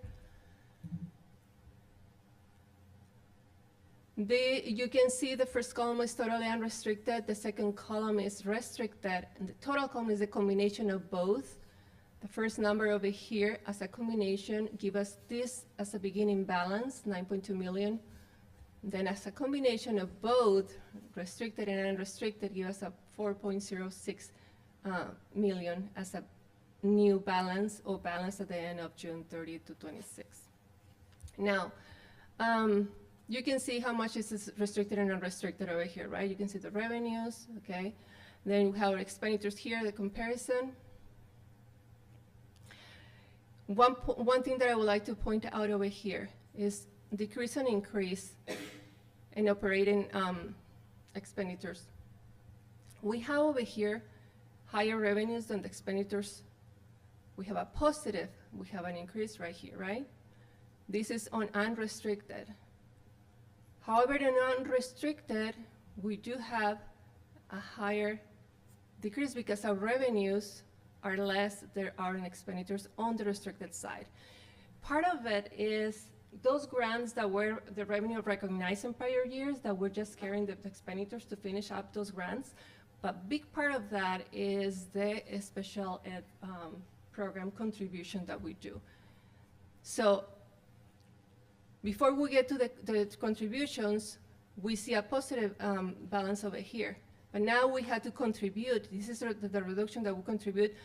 Not all of it, not all of this is part of the SPED. Not all of this is part of the SPED, but 5.6 million is a SPED, and 1.75 is restricted maintenance account. So when we see that, we had to contribute. So obviously you have a negative, a reduction over here because we had to come up with that portion to cover the negative balances over here. Otherwise, we will be in negatives, but we will not pass the budget. We had to contribute here. So in unrestricted and out of restricted, unrestricted. Then we have our ending balance. When you have your beginning balance, you add your revenues, you subtract your expenditures, and then you have your transfer outs. These are the same transfer that we do or we're projected for the current year to Fund 9 part of it and to Fund 63. And this year, they're higher on Fund 63 than actually Fund 9 because there were some adjustments that were done to the budget and some reductions and coordinations, but they still have a big transfer out. As I mentioned before, administration is working in making sure that the care program under the ELOV works efficiently and then is self-sustainable. Okay, so this brings us to the total ending balance, but because the reserve is only counting on unrestricted balances, the reserve goes down to 5.25% for the projection of next fiscal year. Okay. Then over here, we have the same ending balance that we have over here at the bottom. Here, the combination of both restricted and unrestricted, we have it over here. But these are our components of the ending fund balance. We have 20,000 that is for revolving cash fund that used for emergencies. We have the restricted balance. We have economic uncertainties, and then we have our unrestricted fund balance left for that year.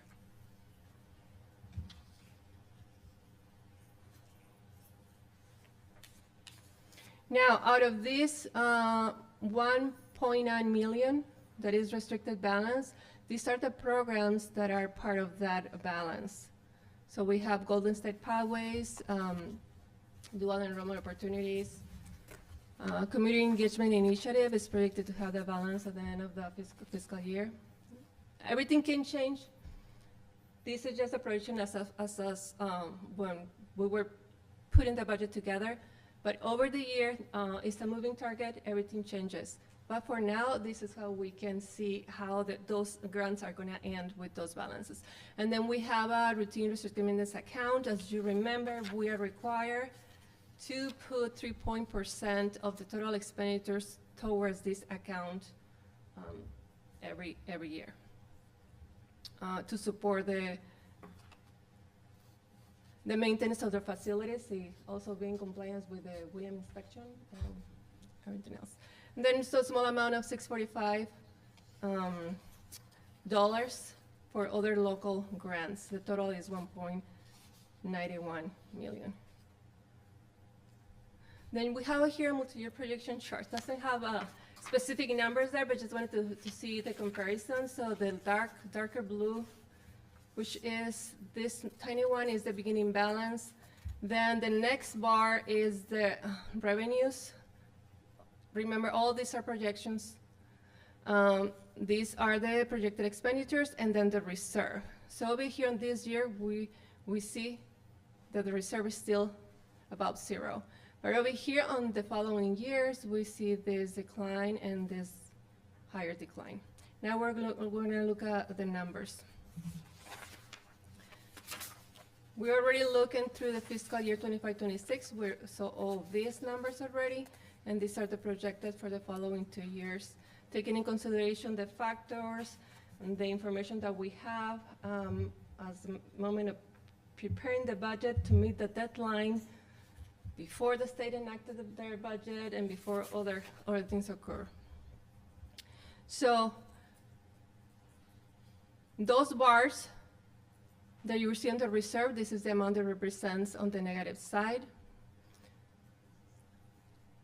Because of this, we're also submitting a resolution that is a required document for the county to approve.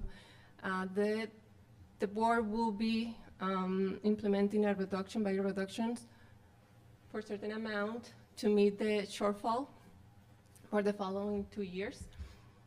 And this is a requirement. We understand and we know that some changes are happening once the budget is enacted. There's a big possibility to have funding that we can allocate and accommodate.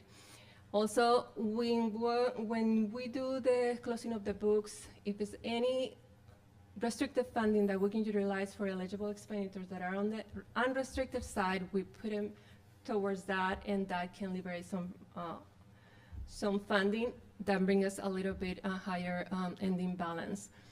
But we need to wait until those things are there to do, so we can do the projection. So we had to redo everything again and start all over to calculate the numbers. So administration has already met and identified some potential reductions.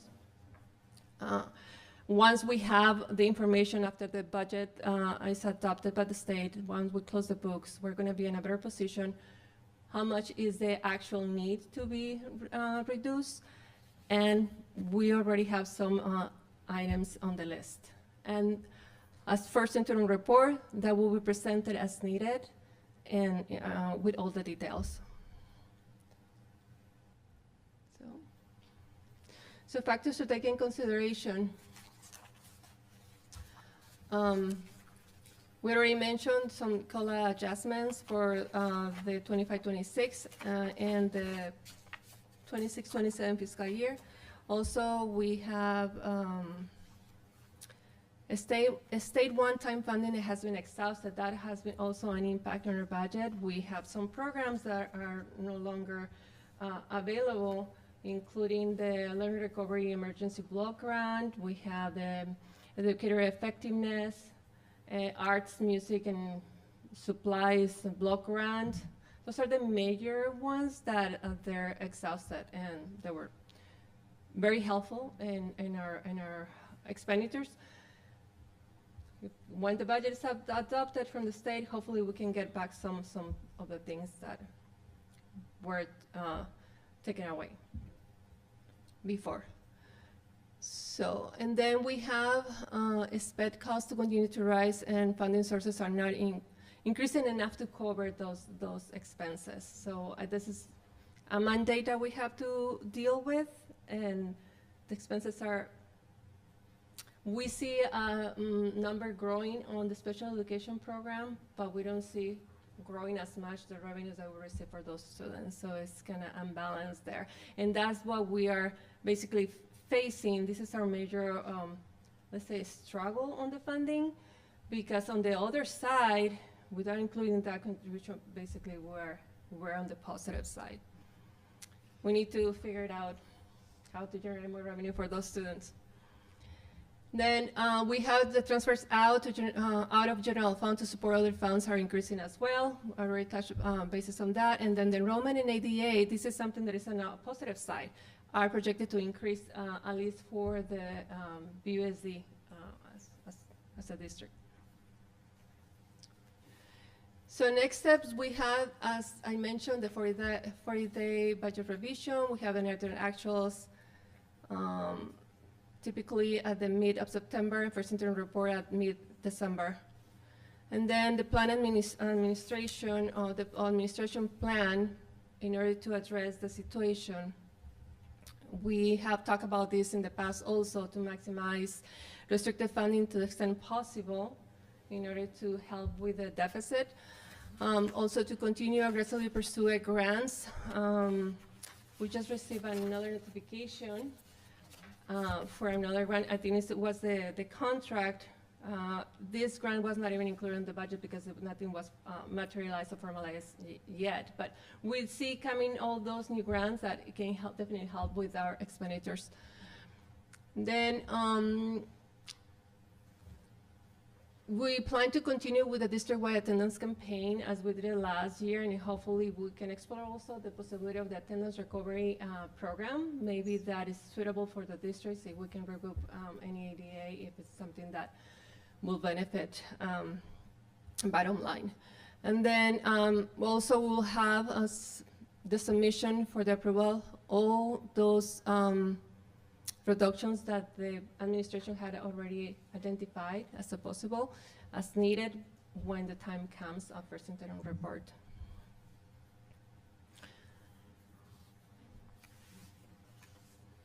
Questions? Any I don't know additional if there are any questions? Board members? questions. No questions? I do have another sheet over there that is not over here on the presentation, but you have it with you. This is kind of interesting because the amount that we have over the required reserve is so minimum, but we still have to complete this form and say that what is assigned for, basically. So according to Education Code 42127, requires a statement of reason that substantiates the need for assigned or and unassigned ending fund balances in excess of the minimum reserve standard. For our district is 3%, so the excess of that is $910,000. The reason why we stay over here is just to basically cover the deficit spending, especially for the contributions that we do to special education program. And it's something that needs to be disclosed, and that's what I'm sharing with you guys at this time. Thank you. Thank Any you. question? No. Okay. Thank you. So at this time, it is 7:52. As similar to what we need to do with the LCAP, we need to do with the budget, is open a public hearing. School districts are required to file their adopted budget with the county superintendents of schools before July 1st, 2025. The adopted budget is the district's estimate of expenditures and revenues for the 25-26 school year. Since the state has not yet finalized negotiations to enact the budget, the district's proposed budget is based on the governor's May revision. This budget includes projections of revenues from various sources, such as local property taxes, state allocations, and federal grants, as well as planned expenditures for personnel, instructional programs, maintenance, and other operational needs. The current economic environment poses several challenges that may impact the budget. And although the district is not experiencing declining enrollment and operational costs do not exceed projected revenues, Bonsall Unified Schools District's budget and multi-year projections indicate that the district will not meet the minimum required reserve for fiscal year 26-27 and fiscal year 27-28. The administration is working diligently on budget solutions to address them and mitigate the costs associated with the special education program, daycare, and the Vivian Banks Charter School. And with that, the hearing is open at 7:53. Is there any public comment as it relates to the budget? No. And in which case, the public hearing, Commander Joe, if you'd like to state something? If I could, and I apologize for not putting down. The reserves, or the multi-year projections, reserves of 5.25, what normally is good, because I know when you give these, it always, holy smokes, and we're going to a minus 1.98, then we're going to a minus 7.43, and every year you go, oh my God, what's going to happen? But somehow we're able to get through. So what is a good reserve? It should be 10%, 15%, 20%? What 20%? Yeah, I was going to say the. Oh, I'm sorry. Okay, all right. So I You can ask that later, you know. yeah, gotcha. is, and then the other thing that's happening with the ICE raids is just to be aware, and I'm sure that you're much aware, that what happens is many of the parents are starting to keep the students home and not send them to school because of the ICE raids that are going on. So this is just something that's gonna possibly project our attendance. So just be prepared possibly for that. But maybe the administration is gonna change on that and say, nope, schools, hopefully schools are off limits. We can cut a whole bunch of other things, but we cannot cut education. Socrates, Plato, Aristotle, and Madame Curie will be very unhappy if we cut education. We can cut the military, we can cut the police, we can cut the fire. If we reduce the fires, if we reduce crime, and if we reduce wars, then we can put that money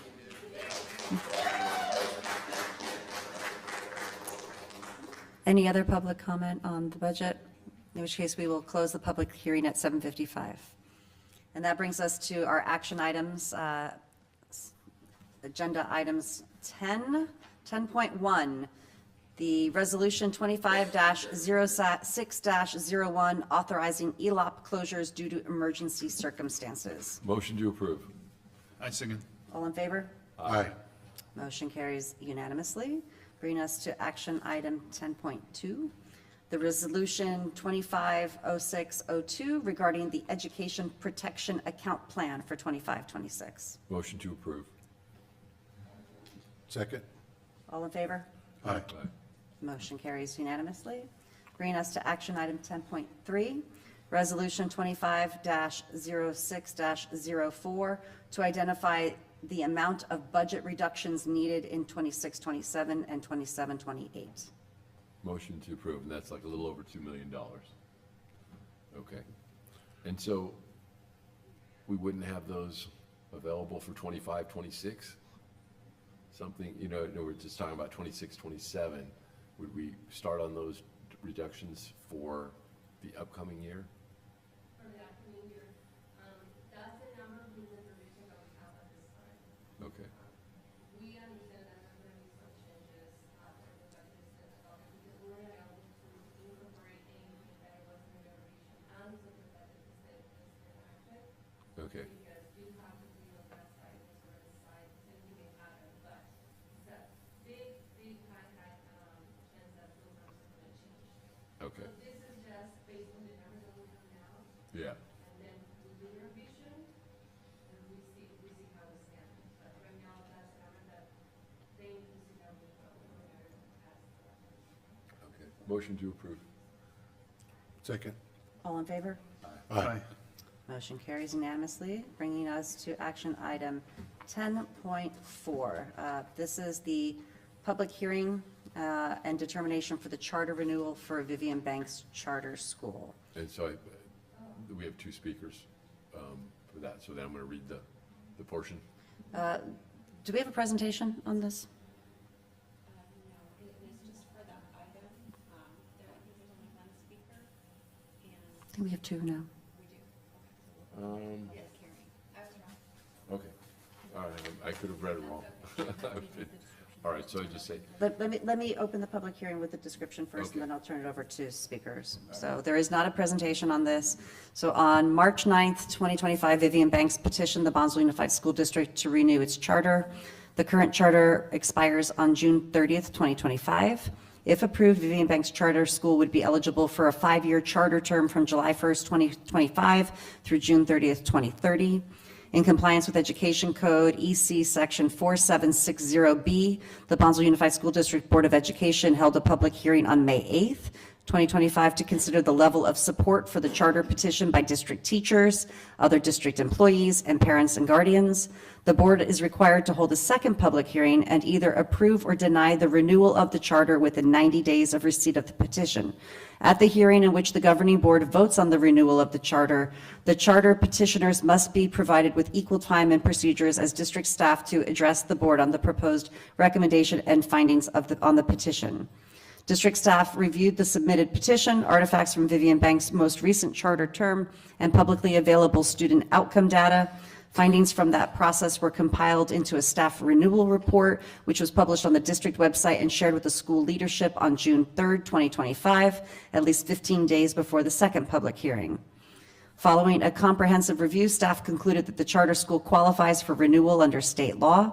The proposed renewal term is July 1st, 2025 through June 30th, 2030. And the recommendation from the Superintendent and Director of Educational Services is to recommend the approval of the petition for renewal for Vivian Banks Charter School with specific conditions. That's resolution option B, as detailed in the staff renewal report. So we will open up the public hearing at 8 p.m. and we do have public comment, and if the clerk could call up the speakers, that would be great. Sure. The Bonsall Unified School District Board of Trustees welcomes participation at the district school board meetings. If you wish to address an item on the agenda, you must complete this form and deliver it to the executive assistant prior to the board considering the item. If you wish to address the board considering matters within the board's subject matter jurisdiction that are not on the agenda, you must complete this form and deliver it to the executive assistants prior to the public comment section of the agenda. Individual speakers shall be allowed 3 minutes to address the board on each agenda or non-agenda item. The board shall limit the total time for public input on each item to 20 minutes. With board consent, the president may increase or decrease the time allowed for public presentation depending on the topic and the number of persons wishing to be heard. The president may take a poll of speakers for or against a particular issue and may ask that the additional person speak only if they have something new to add. It is requested that speakers address the board from the podium when addressing the board. First speaker is Teresa Villa.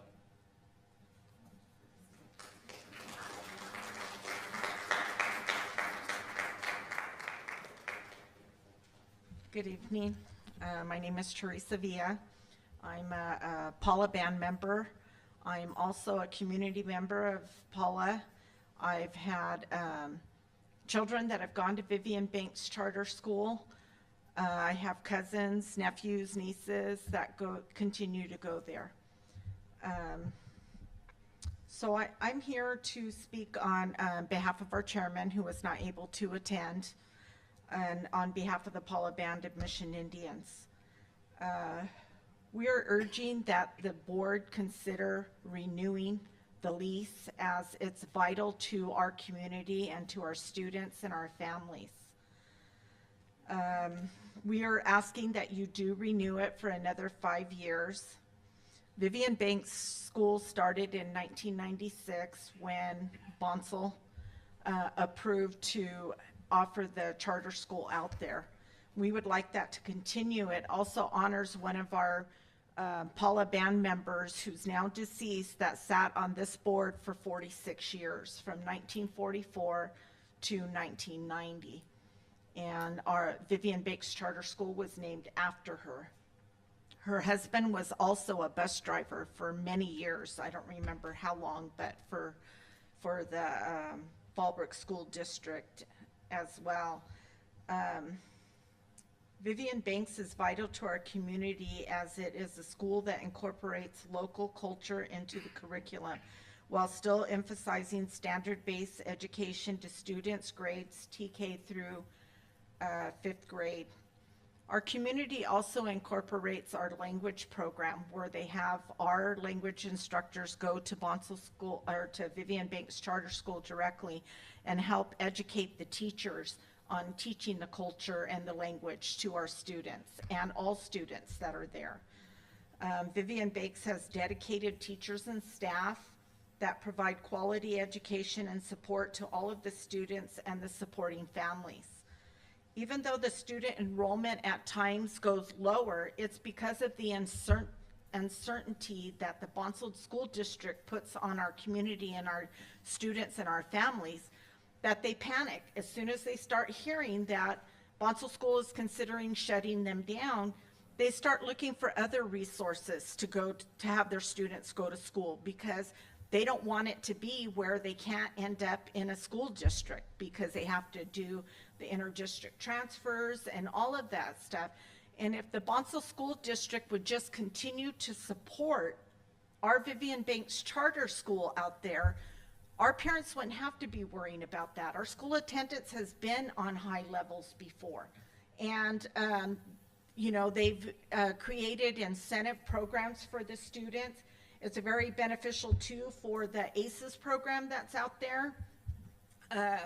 I was working for a while with Laura regarding putting a mobile home out there. I don't know what's happening with that. That was supposed to be put on the property to help service the ACES program as well. And, you know, our ACES program struggles too because they get budgeted amounts for the student through their grants, and then the funds aren't there for them to use because they're being used elsewhere. And our students are just as important as the students here. Our student-teacher ratio is 15-1 usually, but if our students have to all come down here to school, that's going to increase that ratio here where there's going to be more students in a classroom, and they're not going to get that personalization that they're getting in the small classrooms that they're having out there. And I realize there's a lot of issues with the classroom building itself due to being, you know, the church through the diocese, but from what I understand, the diocese is willing to fix whatever needs to be done so that the school can maintain being open. And I just strongly urge, we've had numerous people that have come and spoke before the board that support it because they've attended there. They get that one-on-one personalness. Our tribe supports Bonsall School District financially, you know, and not just that way, just in general. We're always supporting Bonsall Union School District. And we're asking that you do the same thing for our community. Support our community by allowing the Bonsall Vivian Banks Charter School to remain open. And I just thank you for your time.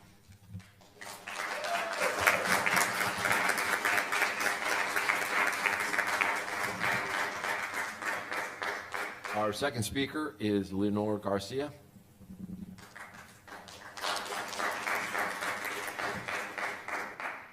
So I just prepared a quick something. If you'll allow me to read from my phone. Good evening, members of the board, parents, teachers, and community friends. Thank you for giving me this opportunity to speak. My name is Leonor Garcia, and I am a parent of a current student and 4 that have promoted from Vivian Banks. I'm here because Vivian Banks is more than a building. It is a place of hope, transformation, history, and belonging for our children. Our charter school offers equal opportunity for all students, regardless of background, zip code, or income. Here, a child from any walk of life can discover their potential and grow. When our school remains open and supported, we say loud and clear, every child matters, and every child can succeed. We have a nurturing and supportive community. Loss in student enrollment is not a Vivian Banks issue. It is a district issue.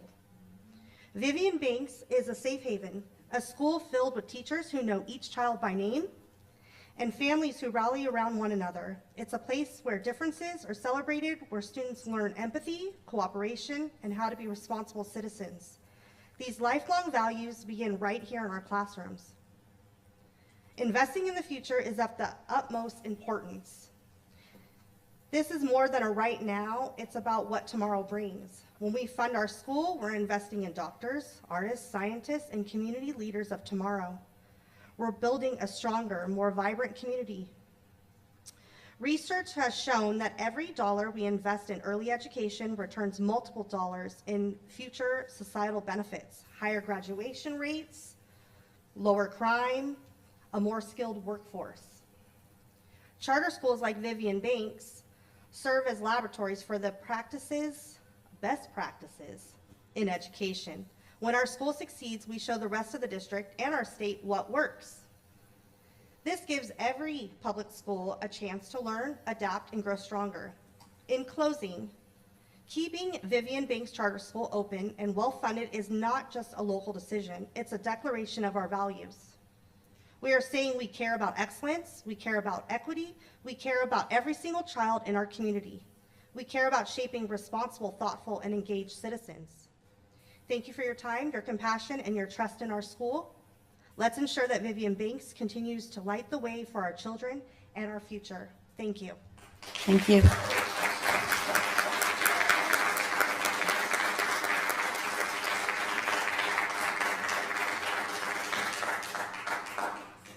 Madam President, I'd like to say something as well.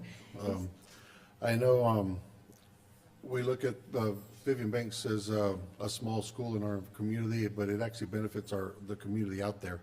And, you know, of course, everybody knows I'm attached to this community. I was on the charter council there. I was part of the PTO that was there. My children went through there. My grandchildren went through there. And they're also actually in this program too. And I wanted to make sure that we realize that when we look at our Bonsall Unified School District mission statement, it says we empower every student to thrive in a positive, safe, and supportive environment through high-quality education focused on the whole learner. And I think that happens out at Vivian Banks, but I know a lot of times the money comes up as an issue. And I'd hate to think that we have to change that mission statement unless it costs too much to do that. So, thank you.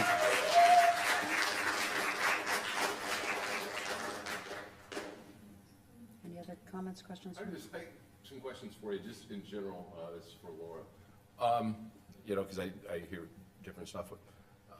For Bonsall Elementary School, about how much do we spend per student there? Is it around a little over 12,000?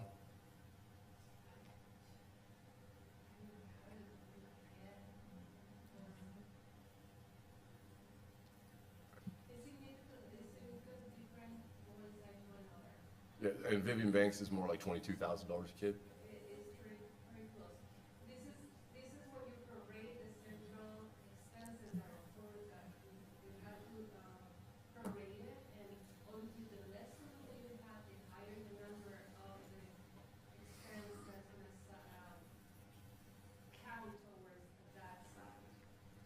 I think that's it.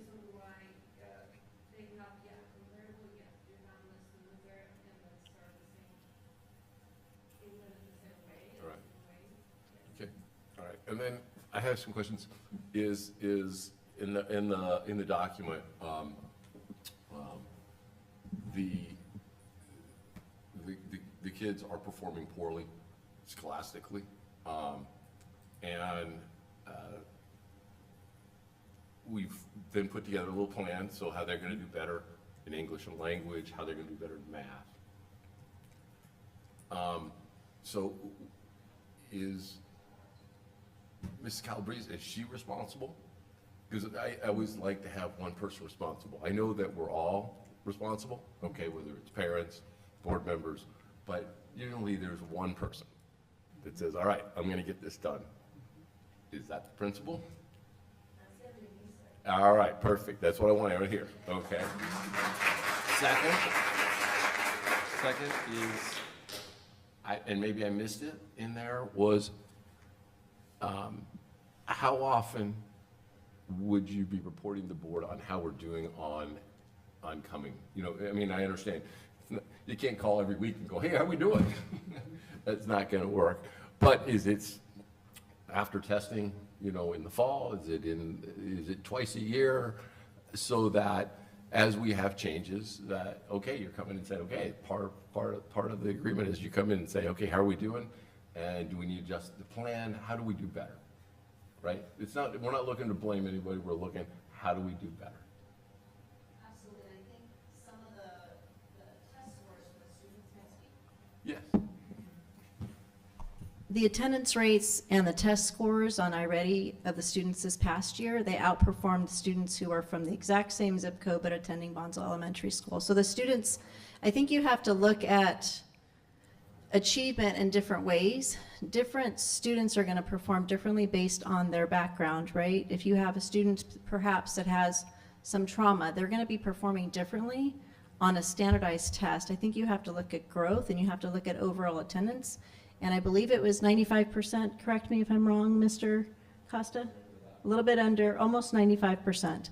And so that's an incredible attendance rate for students who had been struggling with that. So there's a lot of plans in place. There's a very, very dedicated staff out there who's amazing. The services that are available to the tribe, I've met with the housing agency, I've met with the learning center, I've met with the Cooper Cultural Center, I've met with chairman, I've met with Mr. Chris Naho, Mr. Ortega was there as well. We have amazing plans to bring even more culturally relevant education to the students and really, truly make this a flagship school. Other schools are going to be a little bit jealous of Vivian Banks' charter. I'm being serious. I'm not. When I you have a say lot of who's confidence in you. responsible, I do. I'll 150% be responsible. I'll happily report as often as you'd like me to. Just to share the different, there's already been so many things that have happened. I think I've been there for a week in person, and already we've got fresh paint on our walls, we have a mural planned, we've got plans. And those are just some of the things. We've already got the EPA coming out, they're starting on Friday to do hands-on lessons. We've got 4 food demonstrations that are already scheduled for next year. I've got sponsorship for assemblies, and there's things already happening. So, and that's a week. So if you'd like me to report next week, I'd be happy to do that too. No, not next week. Can I add also, that Sorty put together with collaboration, I know you say who's the one person responsible, but really we're all responsible. I understand And we will be supportive, but they've worked together. I know Dr. Pendleton and Principal Calabrese were working together to prepare an intervention plan for ELA and for math so that we can have something that's really actionable. And I think that that's a really good direction and will probably make it easier for her to be able to come and report. And I know that built into the charter, there should be an annual review, but there's also the opportunity that we give every other month for our principals to share the progress, and that can be something that we can try to highlight. I just wanted to add that. Yeah, there's a lot of other things that have happened that I've just forgotten because I wasn't expecting to speak, but Right, no, and I wouldn't want to be necessarily overbearing, like, Yeah. hey, every 10 minutes calling you up, and you're like, I can't get anything done. But I would like, whether it's twice a year, or whatever it is that makes sense, that you can do some measurement and say, okay, Yeah. great, this is how we're coming along. Because I think Yeah. the kids deserve better, and I would say motion to approve item B. Is that what I would say? it would be. I would Oh, you asked comments questions before, yeah. You mentioned enrollment and linked to the insanity of the school. One way to solve the insanity of the school is to make sure we have enrollment. Right now, the question is that, we have difficult decisions to make because money is dwindling out. If we have more enrollment, then the LCAP and the way the schools is being funded change the nature of the funding, and instead of running at the deficit where the whole district has to subsidize Vivian Banks, then Vivian Banks has enough enrollment to self-sustain. And so I'm curious to see in the budget production, enrollment goes down. We lose 1 student a year, so the situation gets more dramatic than it is today. Do we have plans to try to increase enrollment at Vivian Bank so that way we can have projection where the budget says we're not going to dwindle students, we're going to actually increase it. And so that way it gives us pause into just thinking at the dollar value of a pupil in Vivian Banks compared to the other. It says, well, they have plans, and at least they have initiative. And I'm not, I mentioned in my little diatribe earlier, I want us to try something. If we keep the status quo, then it's going nowhere. So what initiatives do we have as a community or as a staff or whatever to increase enrollment? If we have 70 students at Vivian Banks, the financial numbers associated with Vivian Banks is different. So, what do we plan to do? What do you plan to do to increase enrollment so that way we have a self-sustaining Vivian Banks economy? The goal is to double enrollment. So I spoke with the founding principal, Barbara Rohr, last week, and she always hovered between 120 and 150 students. A lot of that had to do with the culturally relevant education that the students were receiving. So there is already that plan in place with the Cooper Cultural Center, with the elders and things like that, to try to get elder reading in the schools, beading in the schools, skirt making, all these different types of cultural events that the kids are proud of and excited for, brings them ownership to the school, right? So trying to tie our running program into running from village to village and having those mileage. So there's a lot of ways that we can really celebrate what makes Vivian Banks a special place, right? Once you start doing that, you do build enrollment because people get excited. We added TK last week. So we have one student, I know there's one TKer that wouldn't have been going to school at Vivian Banks, it's now going to Vivian Banks.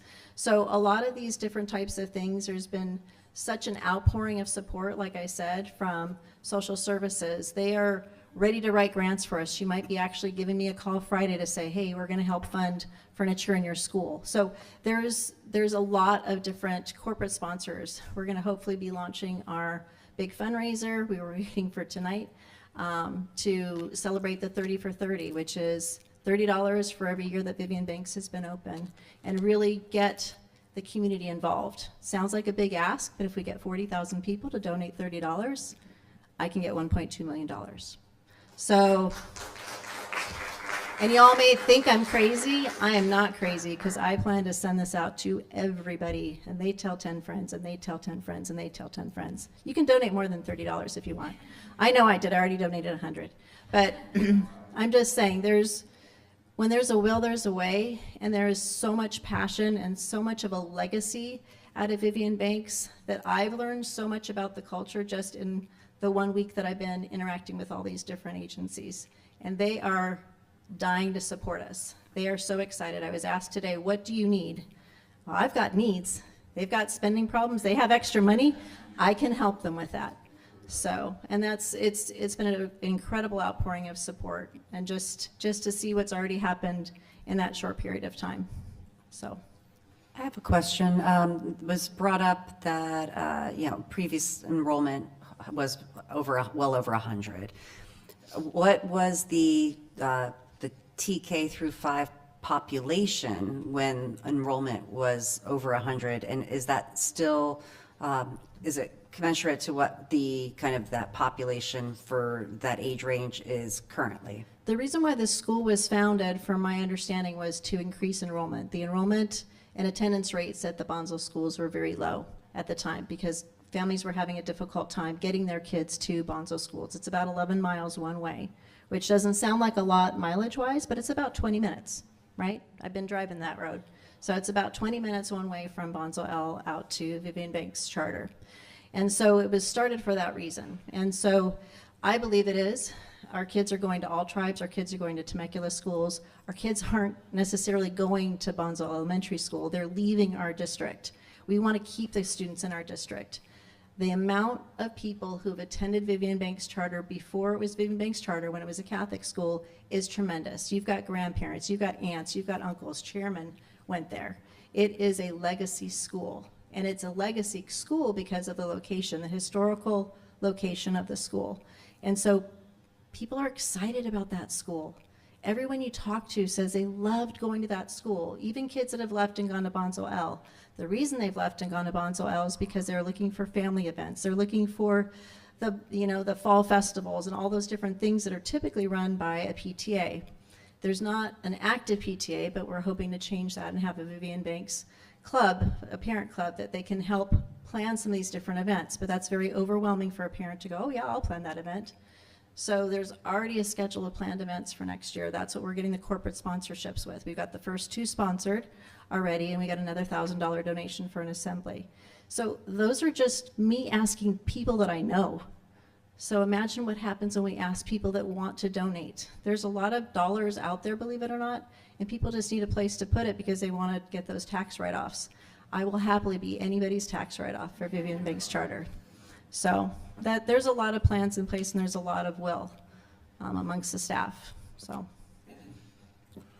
there's another factor too that we're not taking into consideration either. Is there's a large Hispanic community in Paula, and I was actually part of the Bonsall Forward initiative. I got a chance to get there, and I sat at the table with a young man named Carlos, and Carlos was getting ready to go up there and getting an award.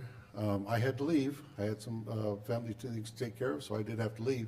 But that weekend, we had Corpus Christi Fiesta down there in Paula, and when I was sitting there setting up to do the broadcast, to do the emceeing for Corpus Christi, here comes this little boy and stuff, and he goes, "Hi, how you doing?" I'm like, "I know you. Where do I know you from?" And I go, "Carlos." And he goes, "Yeah." He goes, and he thanked me for being down there with him.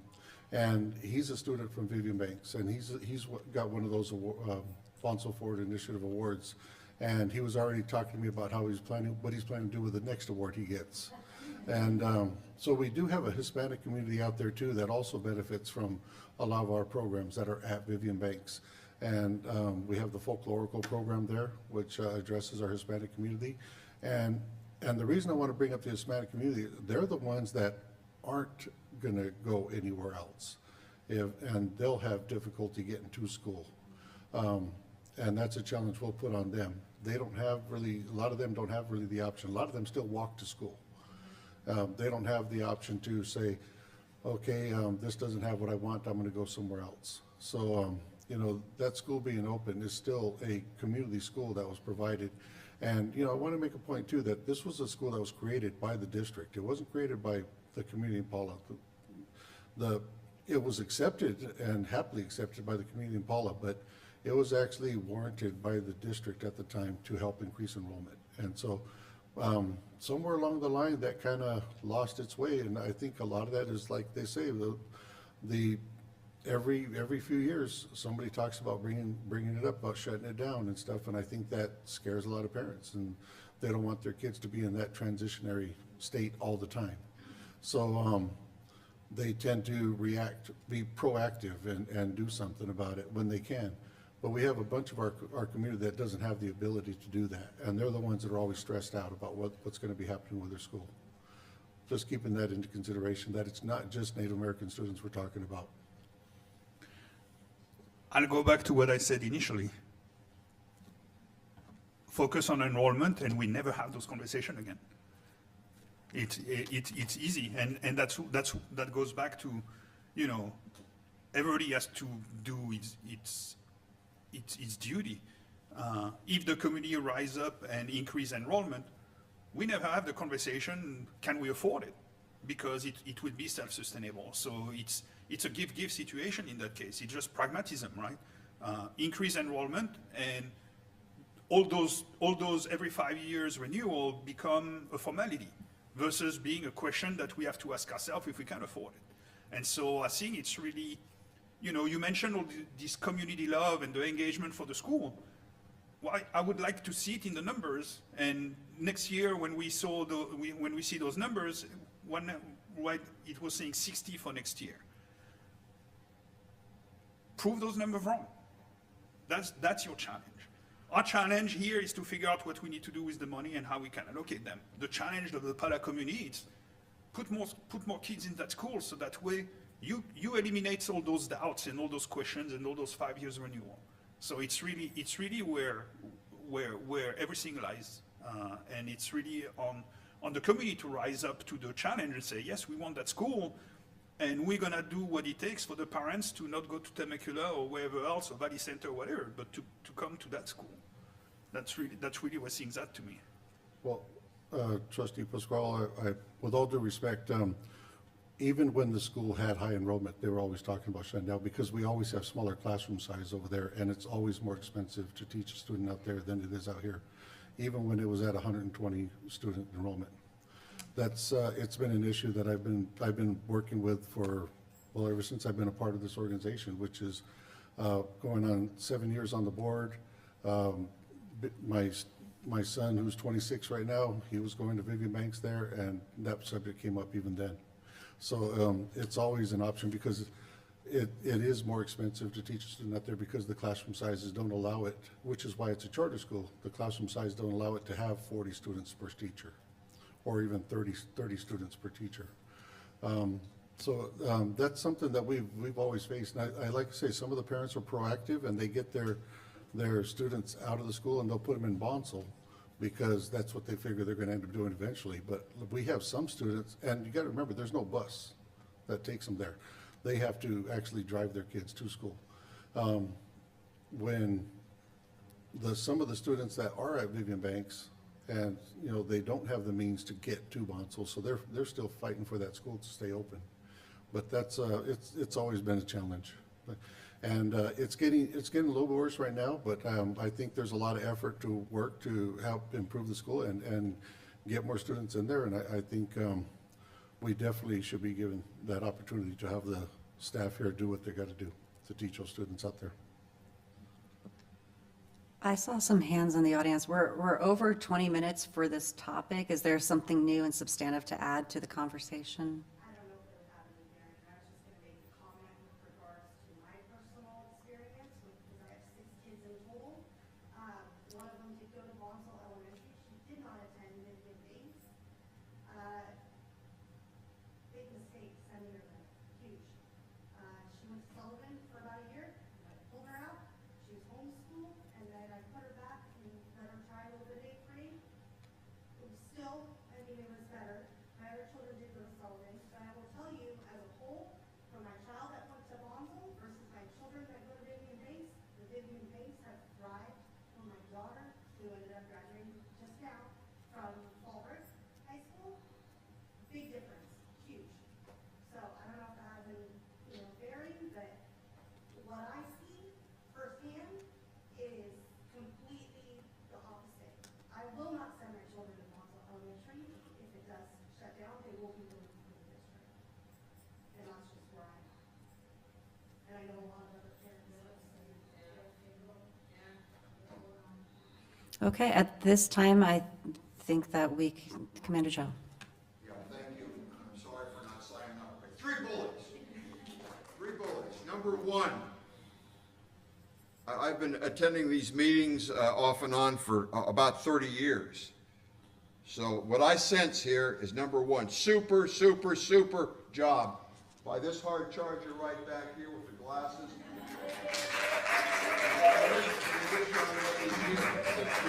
Number 2, I sense from everybody, the whole team, super passion, a lot of passion.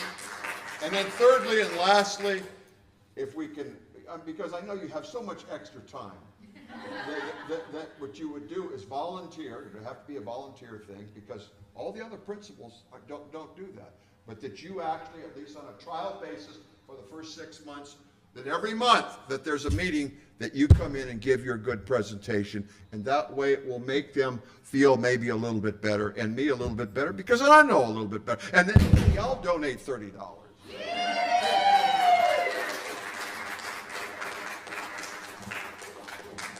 All right. We will close the hearing and move on towards a vote. Is there a motion to approve the petition for renewal for Vivian Banks Charter School with specific conditions in resolution option B as detailed in the staff renewal report? Motion to approve. Second. All in favor? Vivian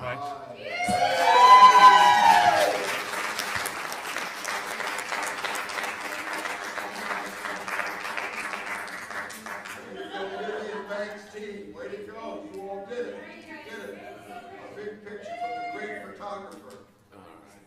All right, excited to see the future of Vivian Banks and looking forward to the reports as we move forward into the next school year. Thank you all for your passion and your purpose in keeping it open and looking forward to hearing some great success stories. Well said, well said. That brings us to action item 10.5, and this is the school plans for student achievement, the SIPSA. Is there a motion to approve? Motion to approve. Second. All in favor? Aye. Aye. Motion carries unanimously. And that brings us to action item 10.6. This is the memorandum of understanding between the Bonsall Teachers Association and the Bonsall Unified School District Teacher Induction Program as it relates to Article 9. Motion to approve. Second. All in favor? Aye. Motion carries unanimously. That brings us to action item 10.7. This is the memorandum of understanding between the Bonsall Teachers Association and Bonsall Unified School District Elementary School Preparation. And this is for the 150 minutes of prep time and some of the flexibility around scheduling. Motion to approve. Second? All in favor? Aye.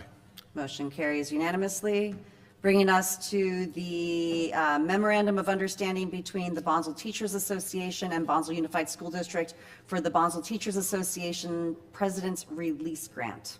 Motion to approve. Second. All in favor? Aye. Motion carries unanimously, Brings us to action item 10.9, the memorandum of understanding between Bonsall Unified School District and CSEA to increase health technicians' work year by 1 day and restructure the work days. Motion to approve. Second. All in favor? Aye. Motion carries unanimously. Bringing us to action item 10.10, the management stipend for fulfilling the Executive Director of Student Services position. Motion to approve. Second. All in favor? Aye. Motion carries unanimously. Bringing us to action item 10.11, the memorandum of understanding between Bonsall Unified School District and Fallbrook Union High School District for Ivy High School, a continuation school. Motion to approve. Second. All in favor? Aye. Action carries unanimously. Bringing us to action item 10.12, the memorandum of understanding between Alliant University and BUSD for student or intern credentialed teacher, intern counselors, and school psychologist. Motion to approve. Second. All in Aye. favor? Aye. Motion carries unanimously. Bringing us to action item 10.13.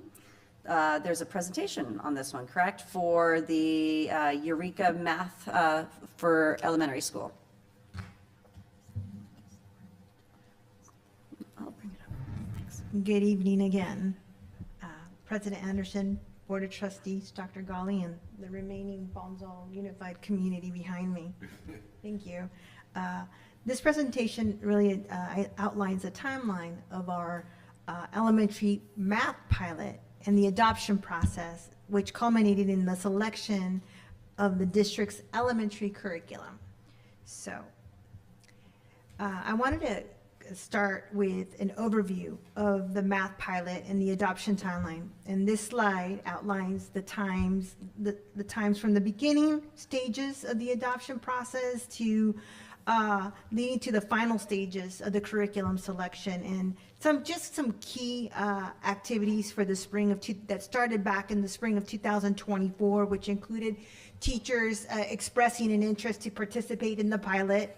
The actual items the team selected that were State Board of Education approved programs, and then the pilot team receiving the training within the three curriculums that they were going to pilot this last academic year. And so the timeline outlines from April to May of 2024, the first round of the pilot where they used illustrative math curriculum. And then we had followed by the second round of piloting from August 24th to October 24th.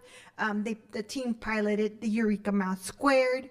And then lastly, the third round was really taking a look at what they were currently using, which was the board-approved bridge curriculum, revealed math, from October 24th to December 24. And it dropped off of should say December 2024. So fast forward April 2025, we brought the team back together.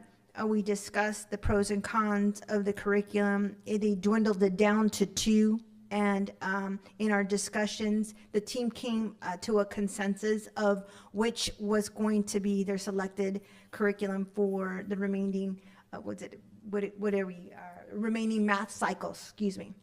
And so brings us to June, where we would bring it to the board in a presentation form, and then the summer and the fall, where we'd order the materials, distribute the materials, and then also schedule a professional development for teachers before the start of the next school year.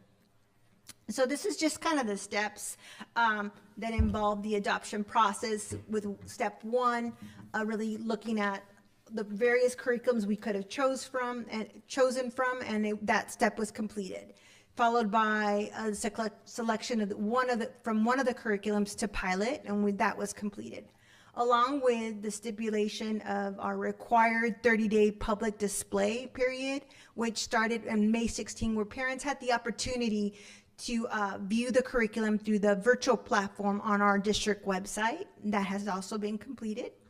And then brings us to step 4 today. After this presentation, the recommendation of the board to approve the math adoption selected by the pilot team. And then we'd follow up with, possibly on Friday, start our the purchase process for our curriculum.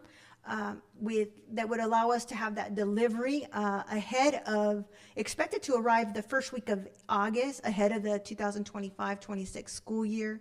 And lastly, already in the works for setting up our professional development to occur days prior from students arriving to our district for the 2025-26 school year.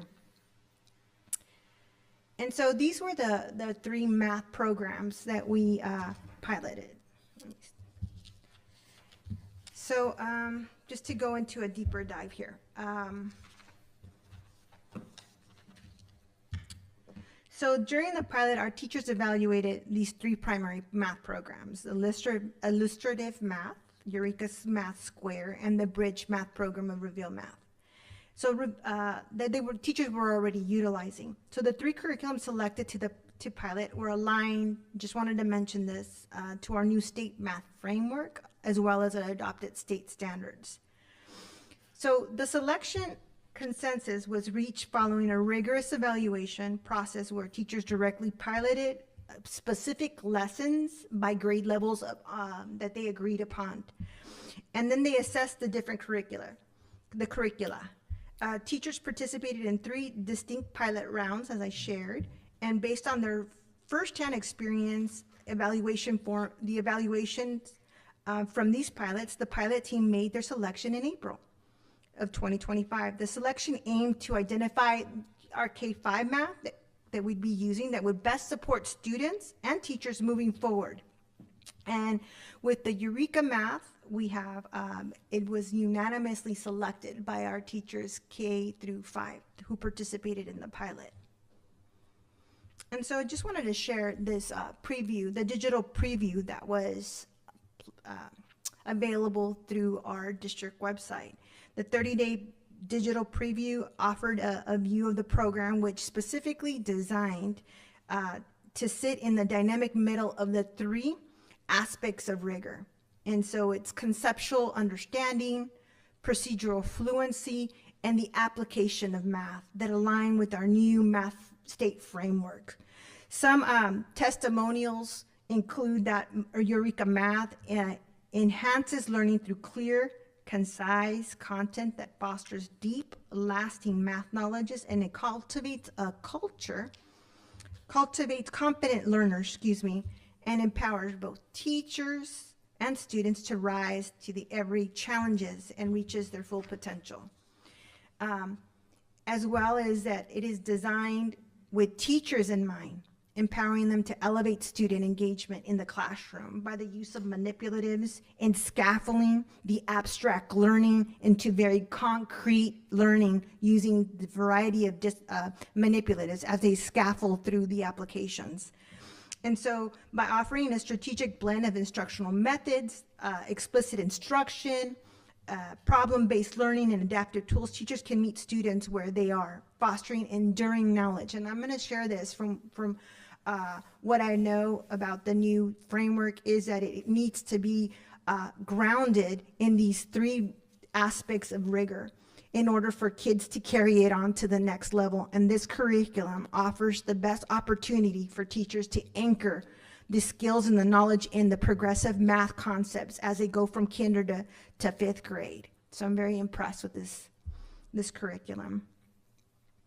And so just some highlights I wanted to share for both students and teachers through the curriculum is this concept of the big idea. The curriculum provides a coherent story from kinder to algebra, allowing students to leverage connections between these big ideas at each level and building that conceptual understanding from one grade level to the next. It also allows, next in terms of equity and engagement, the curriculum also focuses on honoring all students as valuable contributors to the math class. This helps shape students' sense of themselves and as capable learners through the differentiated learning opportunities provided within the lessons.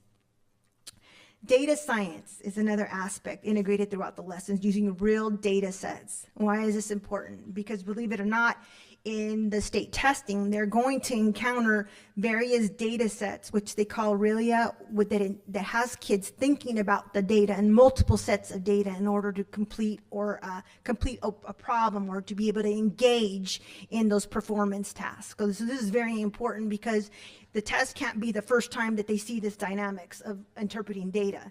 So the curriculum allows the teacher to introduce the students to various forms of data sets and extract meaning to address real world problems. And lastly, finally, the multilingual support that Math offers, and the language supports the mathematical language routines that are consistently supporting language learners, and a specific focus on reliability to meet language objectives. And I have to say this, and this connects back to that 50% unduplicated count that we talked about, language. Our students who come in with specific needs as low-income language learners or our foster youth tend to be language minority students. And so when we look at this language support, it just doesn't apply to what we would traditionally think as English learners. This multilingual support applies to all students who need language support based on where they're at. So language minority students is what we like to call them. And that crosses all ethnic lines and language lines. So it's not just specific for kids who are EL learners. It could be our English only kids as well. The next piece I'd like to highlight is looking at the curriculum design, which is pretty impressive. The different variety of digital resources, the materials that include lesson slides already that pre-made, assessments, student lessons, interactives, and new data literacy activities such as the data investigations and those data tables that I was sharing earlier. More of the highlights are the in-depth supports that provide through professional learning and family resources that can continue the learning at home. And I thought this was wonderful because it's not isolating the instruction at home, in the classroom. It also extends it into the home through various real life applications, like creating a grocery list or a budget, creating a Christmas list, but really marketing out and seeing where you can find the best deals to also price your gifts. It's these creative activities that kids can really relate to, but things that they can do at home as an extension of the learning from school. And then the other the other piece I'd like to share is that it provides hands-on learning, kinesthetic learning, and is building into every module within manipulative kits. Additionally, TK Core Tech supports early literacy during instruction, and for printed materials, we also have the advantage of having the teach books that provide embedded supports, assessments, and differentiation. So students learn and apply workbooks, offer problem sets, and that extra family support that are take-home items. Now, I'd like to share that these are some quotes that are actually pilot team shared about their experiences that from their firsthand experiences with piloting the program. The one teacher noted that the program was very engaging. Each lesson had games, chats, kinesthetic movement, manipulative use, etc. And other appreciated that the lessons provided significant review before introducing a new concept, and the level of math talk was appreciated. A kinder teacher shared that much more developmentally appropriate with hands-on learning opportunities in the curriculum does not have our kindergarten students utilizing too many worksheets. That's what I love. They get to draw and move manipulatives as they're learning, and they get to work with their peers to support their learning. So I thought it was great to put some of these things on here. I'm not going to read them all, but to share that firsthand experience for those teachers who actually use the curriculum during these lessons. And that concludes, thank you for your time and attention today. So we're just open for questions if you have any. I have some questions, actually. Thank you for the presentation, and it looks like we've got some really great feedback from our teachers. As it relates to our LCAP, I saw at least one teacher feedback that addresses the request within our document for more rigorous academic challenges with less reliance on worksheets, which is great to see. What I'm not quite sure I'm fully seeing, though, at least in the presentation, is the differentiated learning, especially for our advanced students. Can you speak a little bit how this math curriculum would apply for in that situation? Thank you for that question. So the math curriculum, what it's done is scaffold small group instruction to teach to the students who are behind, the students who are at level, and the students who are advanced. So we really needed, in our training, one of the aspects that we are asking is that we start looking at the differentiated teaching within the small group instruction, because there's a certain leveling that you teach to the whole class, but then when you do the application of the lesson where kids get to practice what they've learned, there's differentiation in the practice and the application of those skills. And the curricula offers differentiation activities for where your students are at.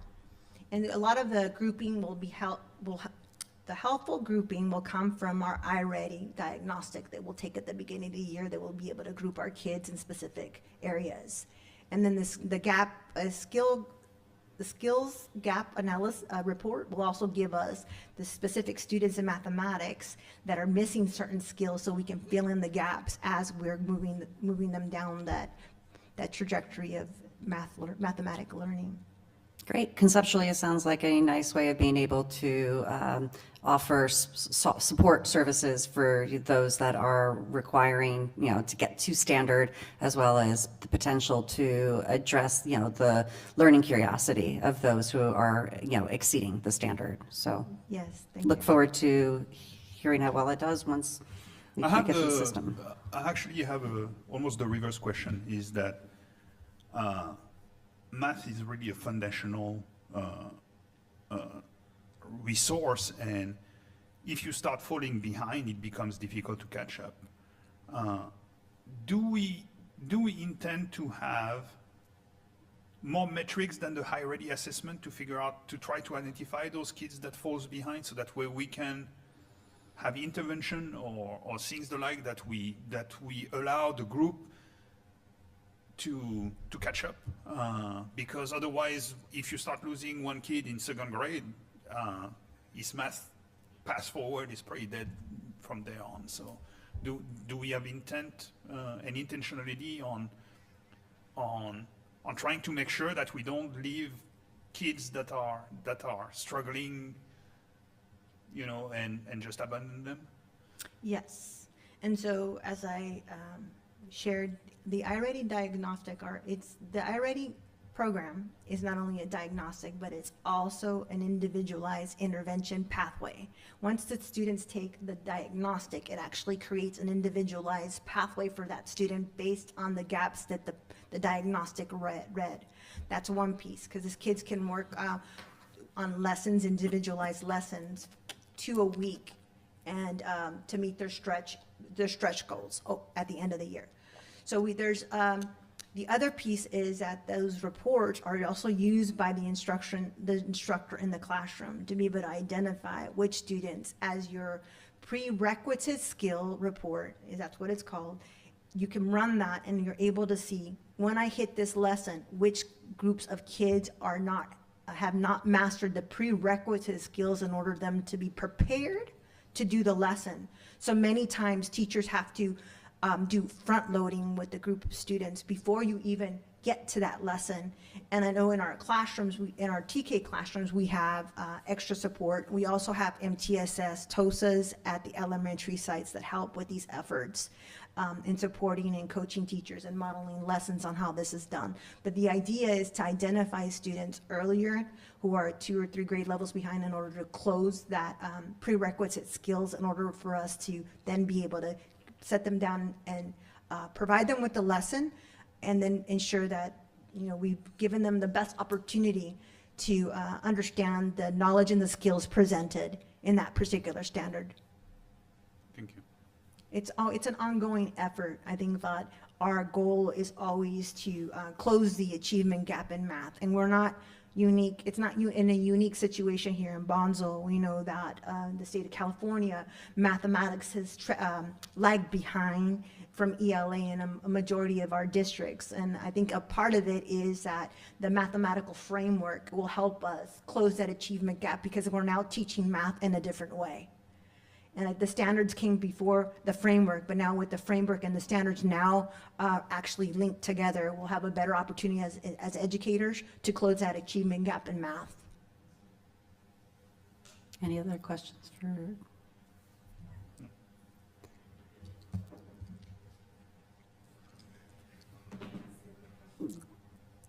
Go ahead.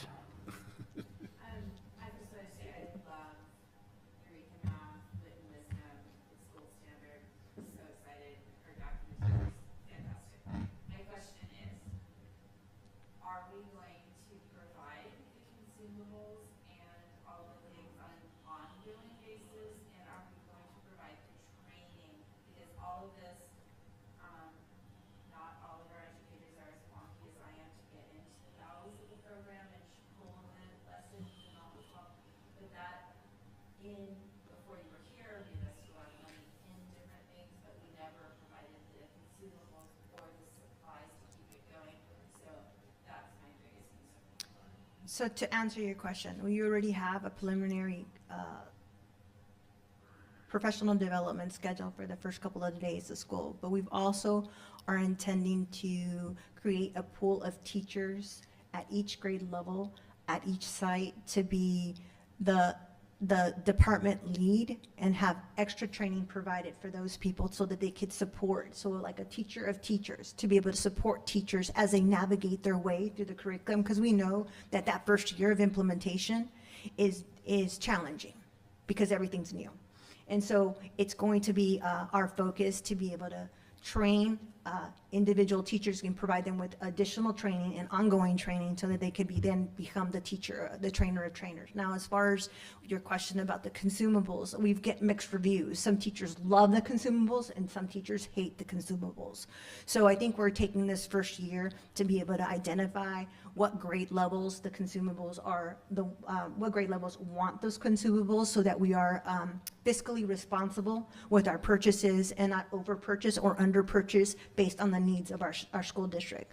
And lastly, the manipulatives. This is when we ask to be fiscally responsible, the manipulatives were not ordered as part of this adoption. We know that a lot of the manipulatives are things that the teachers already have in their classroom. So what we want to do at the beginning of the year is have each grade level take inventory of their manipulatives and order only what they need, so that we are not flooding the classrooms with extra items. We want to be fiscally responsible when we adopt it, move forward with this adoption. Really just give teachers what they need and not overspend. When you say consumables, are you talking like workbooks? Mm-hmm. Yes. Manipulative. Manipulatives are like 10, a block 10 square, where kids can count by tens and then they can count by fives and singles. Rack and reds, those little beads, it's like a little triangle with beads, different beads, 10 counts of 10 in different colors. Tiles, when we teach fractions, we could teach them in tiles, so kids are actually touching things and moving things around so they can visually see what it looks like, a fraction looks like. Makes sense. Yeah. Okay. Any further questions, or is there a motion to approve? Motion to approve. Second. All in favor? Aye. Thank you. I think I like this program. Thank you. That sounds better than Common Core for sure. All right, that brings us to action item 10.14. Actually, before we do that, Ms. Castro, I understand that you wanted to clarify. I was going to put you at the very, very end of the action items unless you wanted to interject it now as it related to answering a budget question. I guess it's just for my sanity, right? So it was related to a question about the ADA that the board Marchette asked. So it was actually a typo right there, because the projection was actually at 1%, and the calculator is showing that the 2,172 that it was reflected as projected ADA for 27-28 is actually for 28-29. So this is what happened when you, without your glasses, you're putting the numbers right there. So the projection is done correct, and it was a 1%. It's just a typo on the presentation, and I apologize. Got it. My bad. Thank you. Thank you for that clarification. Now that brings us to action item 10.14. This is the adoption and purchase of Spanish MAPAS, M-A-P-A-S, curriculum for Sullivan Middle School and Bonsall High School to synchronize the Motion to curriculum. approve. I have a question first. This would be only for kids taking electives, Spanish electives? Yes, sir. Is there any plan, intention to actually push foreign language on middle schoolers or things like that as a, I would say as a mandate? And the reason I'm saying that is that when I went to school in France, way past, long time ago, let's say, middle school, you start middle school, so 6th grade, you have to take a foreign language. You have the choice usually between German, English, or Spanish. You start 8th grade. Yeah, 8th grade, you have to take a second one. So when you, middle school is 4 years and high school 3 years in France, but when you're done with middle schools, you've experienced 2 different languages. It doesn't mean you're gonna pursue or continue, but at least you've been exposed. And especially, I think in California, in Southern California, I think having every student being exposed to Spanish and having every student being understanding what it takes to learn a foreign language would make them way more empathetic to people who are not native speakers. And I don't know, this is definitely not a state mandate, but I was wondering if, especially in light of having those type of programs that facilitate onboarding, if that might be something we might want to consider in the future. So what we are right now in our current system, our 8th graders have the ability to take Spanish 1 in 8th grade. I love this. It's not a mandate, it's one of their choice electives. But I love this because then they go into 9th grade, whether they're English speaking or Spanish speaking, and now have the opportunity to go all the way up to AP language. What we're looking at and we're envisioning and what we want to plan for is create a Spanish track where kids have the opportunity to take lit, AP lit.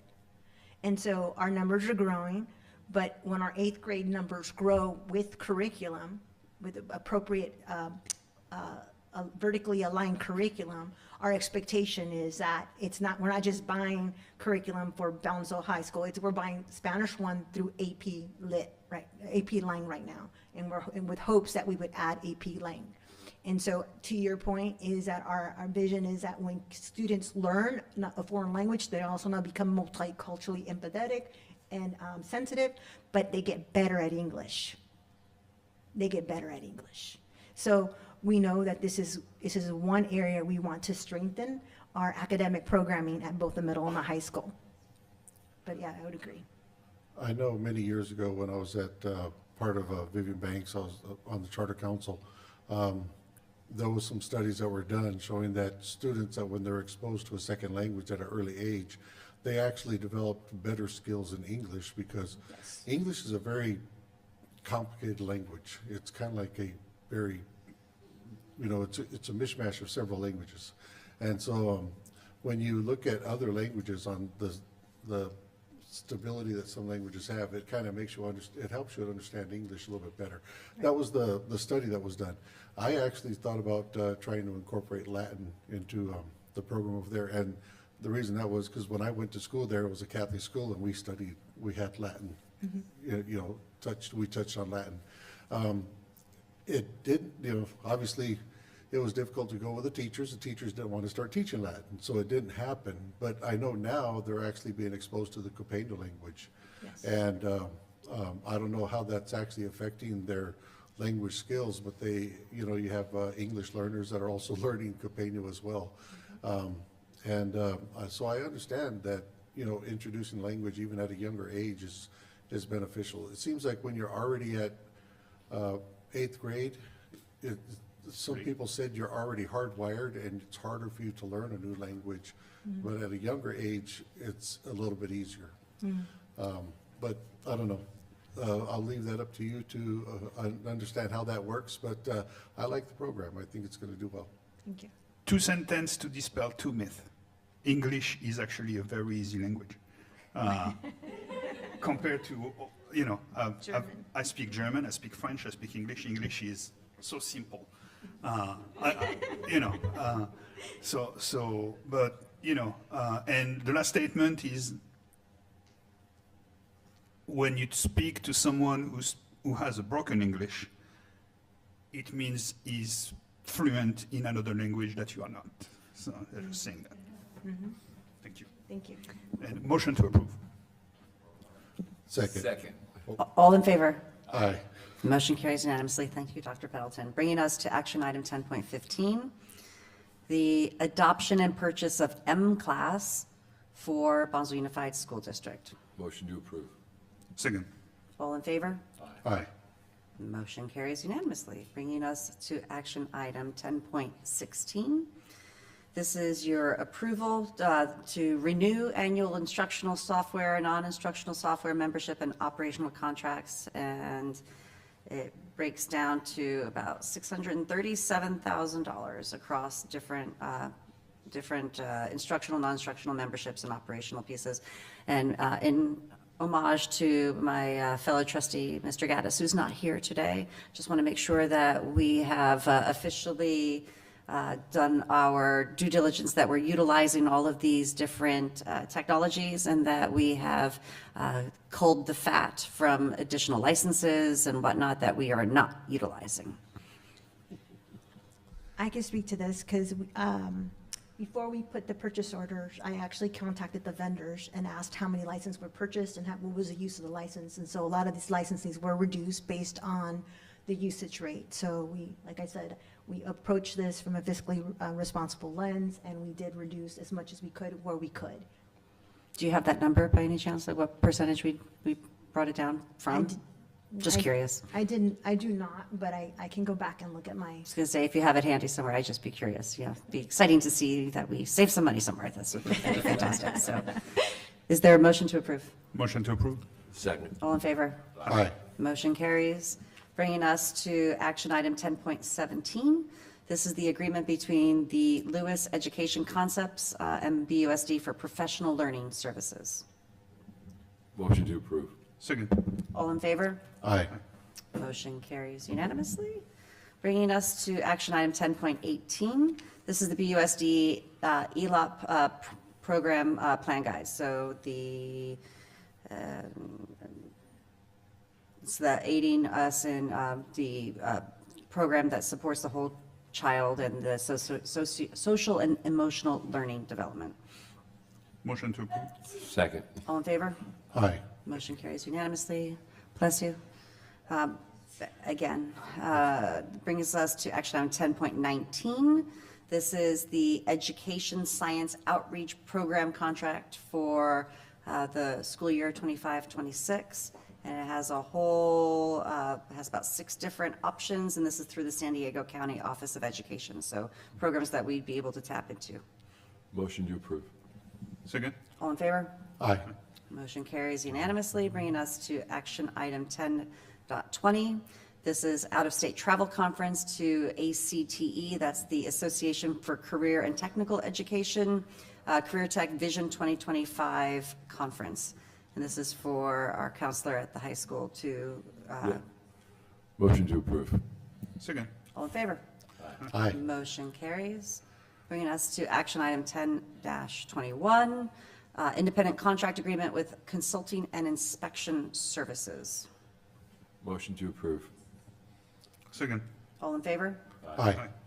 Motion carries unanimously. Bringing us to action item 10-22. This is the lease agreement between Bonsall Unified School District and Class Leasing for the lease of 3 modular classroom buildings at Bonsall High School with a lease sum of $97,000. Motion to approve. Second. All in favor? Aye. Motion carries unanimously, bringing us to action item 10-23. This is the renewal of the 5-year cooperative service agreement with, is this Cintas or Chintas? Which one? All right. For the supply and maintenance of uniforms. Motion to approve. Second. All in favor? Aye. Motion carries unanimously, bringing us to action item 10-24. This is the Public Works contract with Zoran Construction Group for the Sullivan Middle School kitchen improvement to the tune of just under $35,000. Motion to approve. Second. All in favor? Aye. Motion carries unanimously, bringing us to the quote Q-148466-1 for EMS Link LLC for nutrition and point of service software. Motion to approve. Second. All in favor? Aye. Motion carries unanimously, bringing us to action item 10-26, our last action item of the evening, the contract agreement with PJ Oceanside East for fresh, ready-to-service pizza delivery. Motion to Aye. approve. Second. All in favor? Aye. That passes unanimously, bringing us to agenda item 11, public comment. Do we have additional public comment besides Yes, our we public do. hearing? Commander Joe Byer. Commander Joe, come on up for a public comment. Thank you. Sorry about the not signing up for the other stuff, but I was not good on the agenda. Okay, got 4 bullets, quickly. The quotes by Dr. Golly from John Dewey were very good, T.S. Eliot, and she got Peter Drucker in there, fantastic. And she always emphasizes 4 things. Number 1, service. Number 2, innovation. Number 3, collaboration. Number 4, integrity. And then also the new big 3 of create, achieve, and inspire. So keep that fire going. It's looking good. Number 2 of 4 items, suspensions. In the UT San Diego, OHS, which is Oceanside High School, my wife taught there for almost 40 years. And by the way, watch out for manipulatives, because 30 years ago, manipulatives is it. And then the issues you brought up about the support and all is a big problem. But manipulatives, at least my wife had a big issue with it. Oh, this is going to change everything. And anyway, okay, so the suspensions at Oceanside High School. 3 years ago, their suspension rate at the high school with the Pirates was 323. That's 3 years ago. Now it's from 323 down to 57. And the article is here in the UT San Diego, so I'll end up giving this, I know, to Dr. Golly, and she'll go ahead and digest it along with other 50,000 other things that she's got going on. But it's kind of interesting. In other words, it's not using the stick so much, using the carrot more. But whether that works or not, but those statistics are pretty impressive when you go from 323 suspensions a year ago, 3 years ago, and now you're down to 57 this year or last year. Number 3 bullet item of 4, the Bonsall Women's Club Off to the Races fundraiser. Superintendent Golly and Bonsall Unified School District Board President Larissa Anderson. Just keep that sort of thing, that sort of thing going on, because I end up seeing that, and I look down into here, golly Moses, there's the board, and there's Dr. Golly. And other people are just like me. They see that, you're involved in the community. That's the way you got to sell it to get the bond measures passed. You got to go to the Rotary Club. You got to do the Bonsall Women's Club and all that. And others before you haven't done that. They haven't done that. And I don't know how you all find the time. But just keep it up, because it's making a big difference. It pays dividends. You know the Rainbow Municipal Water District board individual, the board president and all. You know those people, and hopefully they're influential, because we need money. We need money. Money is difficult. If we don't have money, we don't have a lot of things. President Trump knows that. That's why he's withholding funds from Columbia, holding funds from, and by the way, congratulations, where the valedictorian got into Columbia, and she was on the board. Just quickly, last thing. Number 4, Bonsall High School and Sullivan Middle School graduation. Just a class act on into here. A whole section in the paper, the D. This young lady right here was in it. You were all in it, and just a fantastic job. Especially impressive was that you had the class of Sullivan and Bonsall High School, and you listed the colleges and universities where they got in as a goal. Not everybody's going to do that, but still, it was very, very impressive. So keep up the good work. And sorry, I went over. Thank you, Commander Joe. You woke us up a little bit. You know, it's past my bedtime personally. As it relates to future meetings, just want to clarify a couple of things. We have a board workshop on Friday for the superintendent review, starting at 3:45, and that's a special closed session. We also have a special board meeting next Thursday, June 26th at 6 p.m. It says in the online agenda that this is at the Bonsall Community Center, but we had previously discussed it being virtual, so let's clarify. Will be virtual. The address is the same, although it's 31505. Okay. So the address is correct. So so it'll be a Zoom meeting then? It will be a virtual meeting with the address the same as 31505, which is the district office. Okay, great. Thank you. So we will have that meeting, that's to formally have the vote for the LCAP and the budget items that we had our public hearings for today. And then beyond that, we will open the next school year with our official regular meeting of I have a the, question on that one meeting. Is that also going to include the lease at Vivian Banks? Yes. Okay. so there's going to probably be a couple of extra items beyond just the LCAP and the budget as well. And whether or not we have a closed session preceding that is still TBD. So keep it open on your calendar for a 4:30 closed session start time, but we may or may not have that. Okay. And then the next regularly scheduled meeting, July is dark after, I think, 4+ meetings in the last couple of weeks of June for us. We'll be taking a little bit of a break in the month of July and reconvening on Wednesday, August 13th here at the Bonsall Community Center. Same time, 4:30 closed session, 6 p.m. open. And with that, we shall adjourn at 9:16. Thank you very much and have an amazing summer.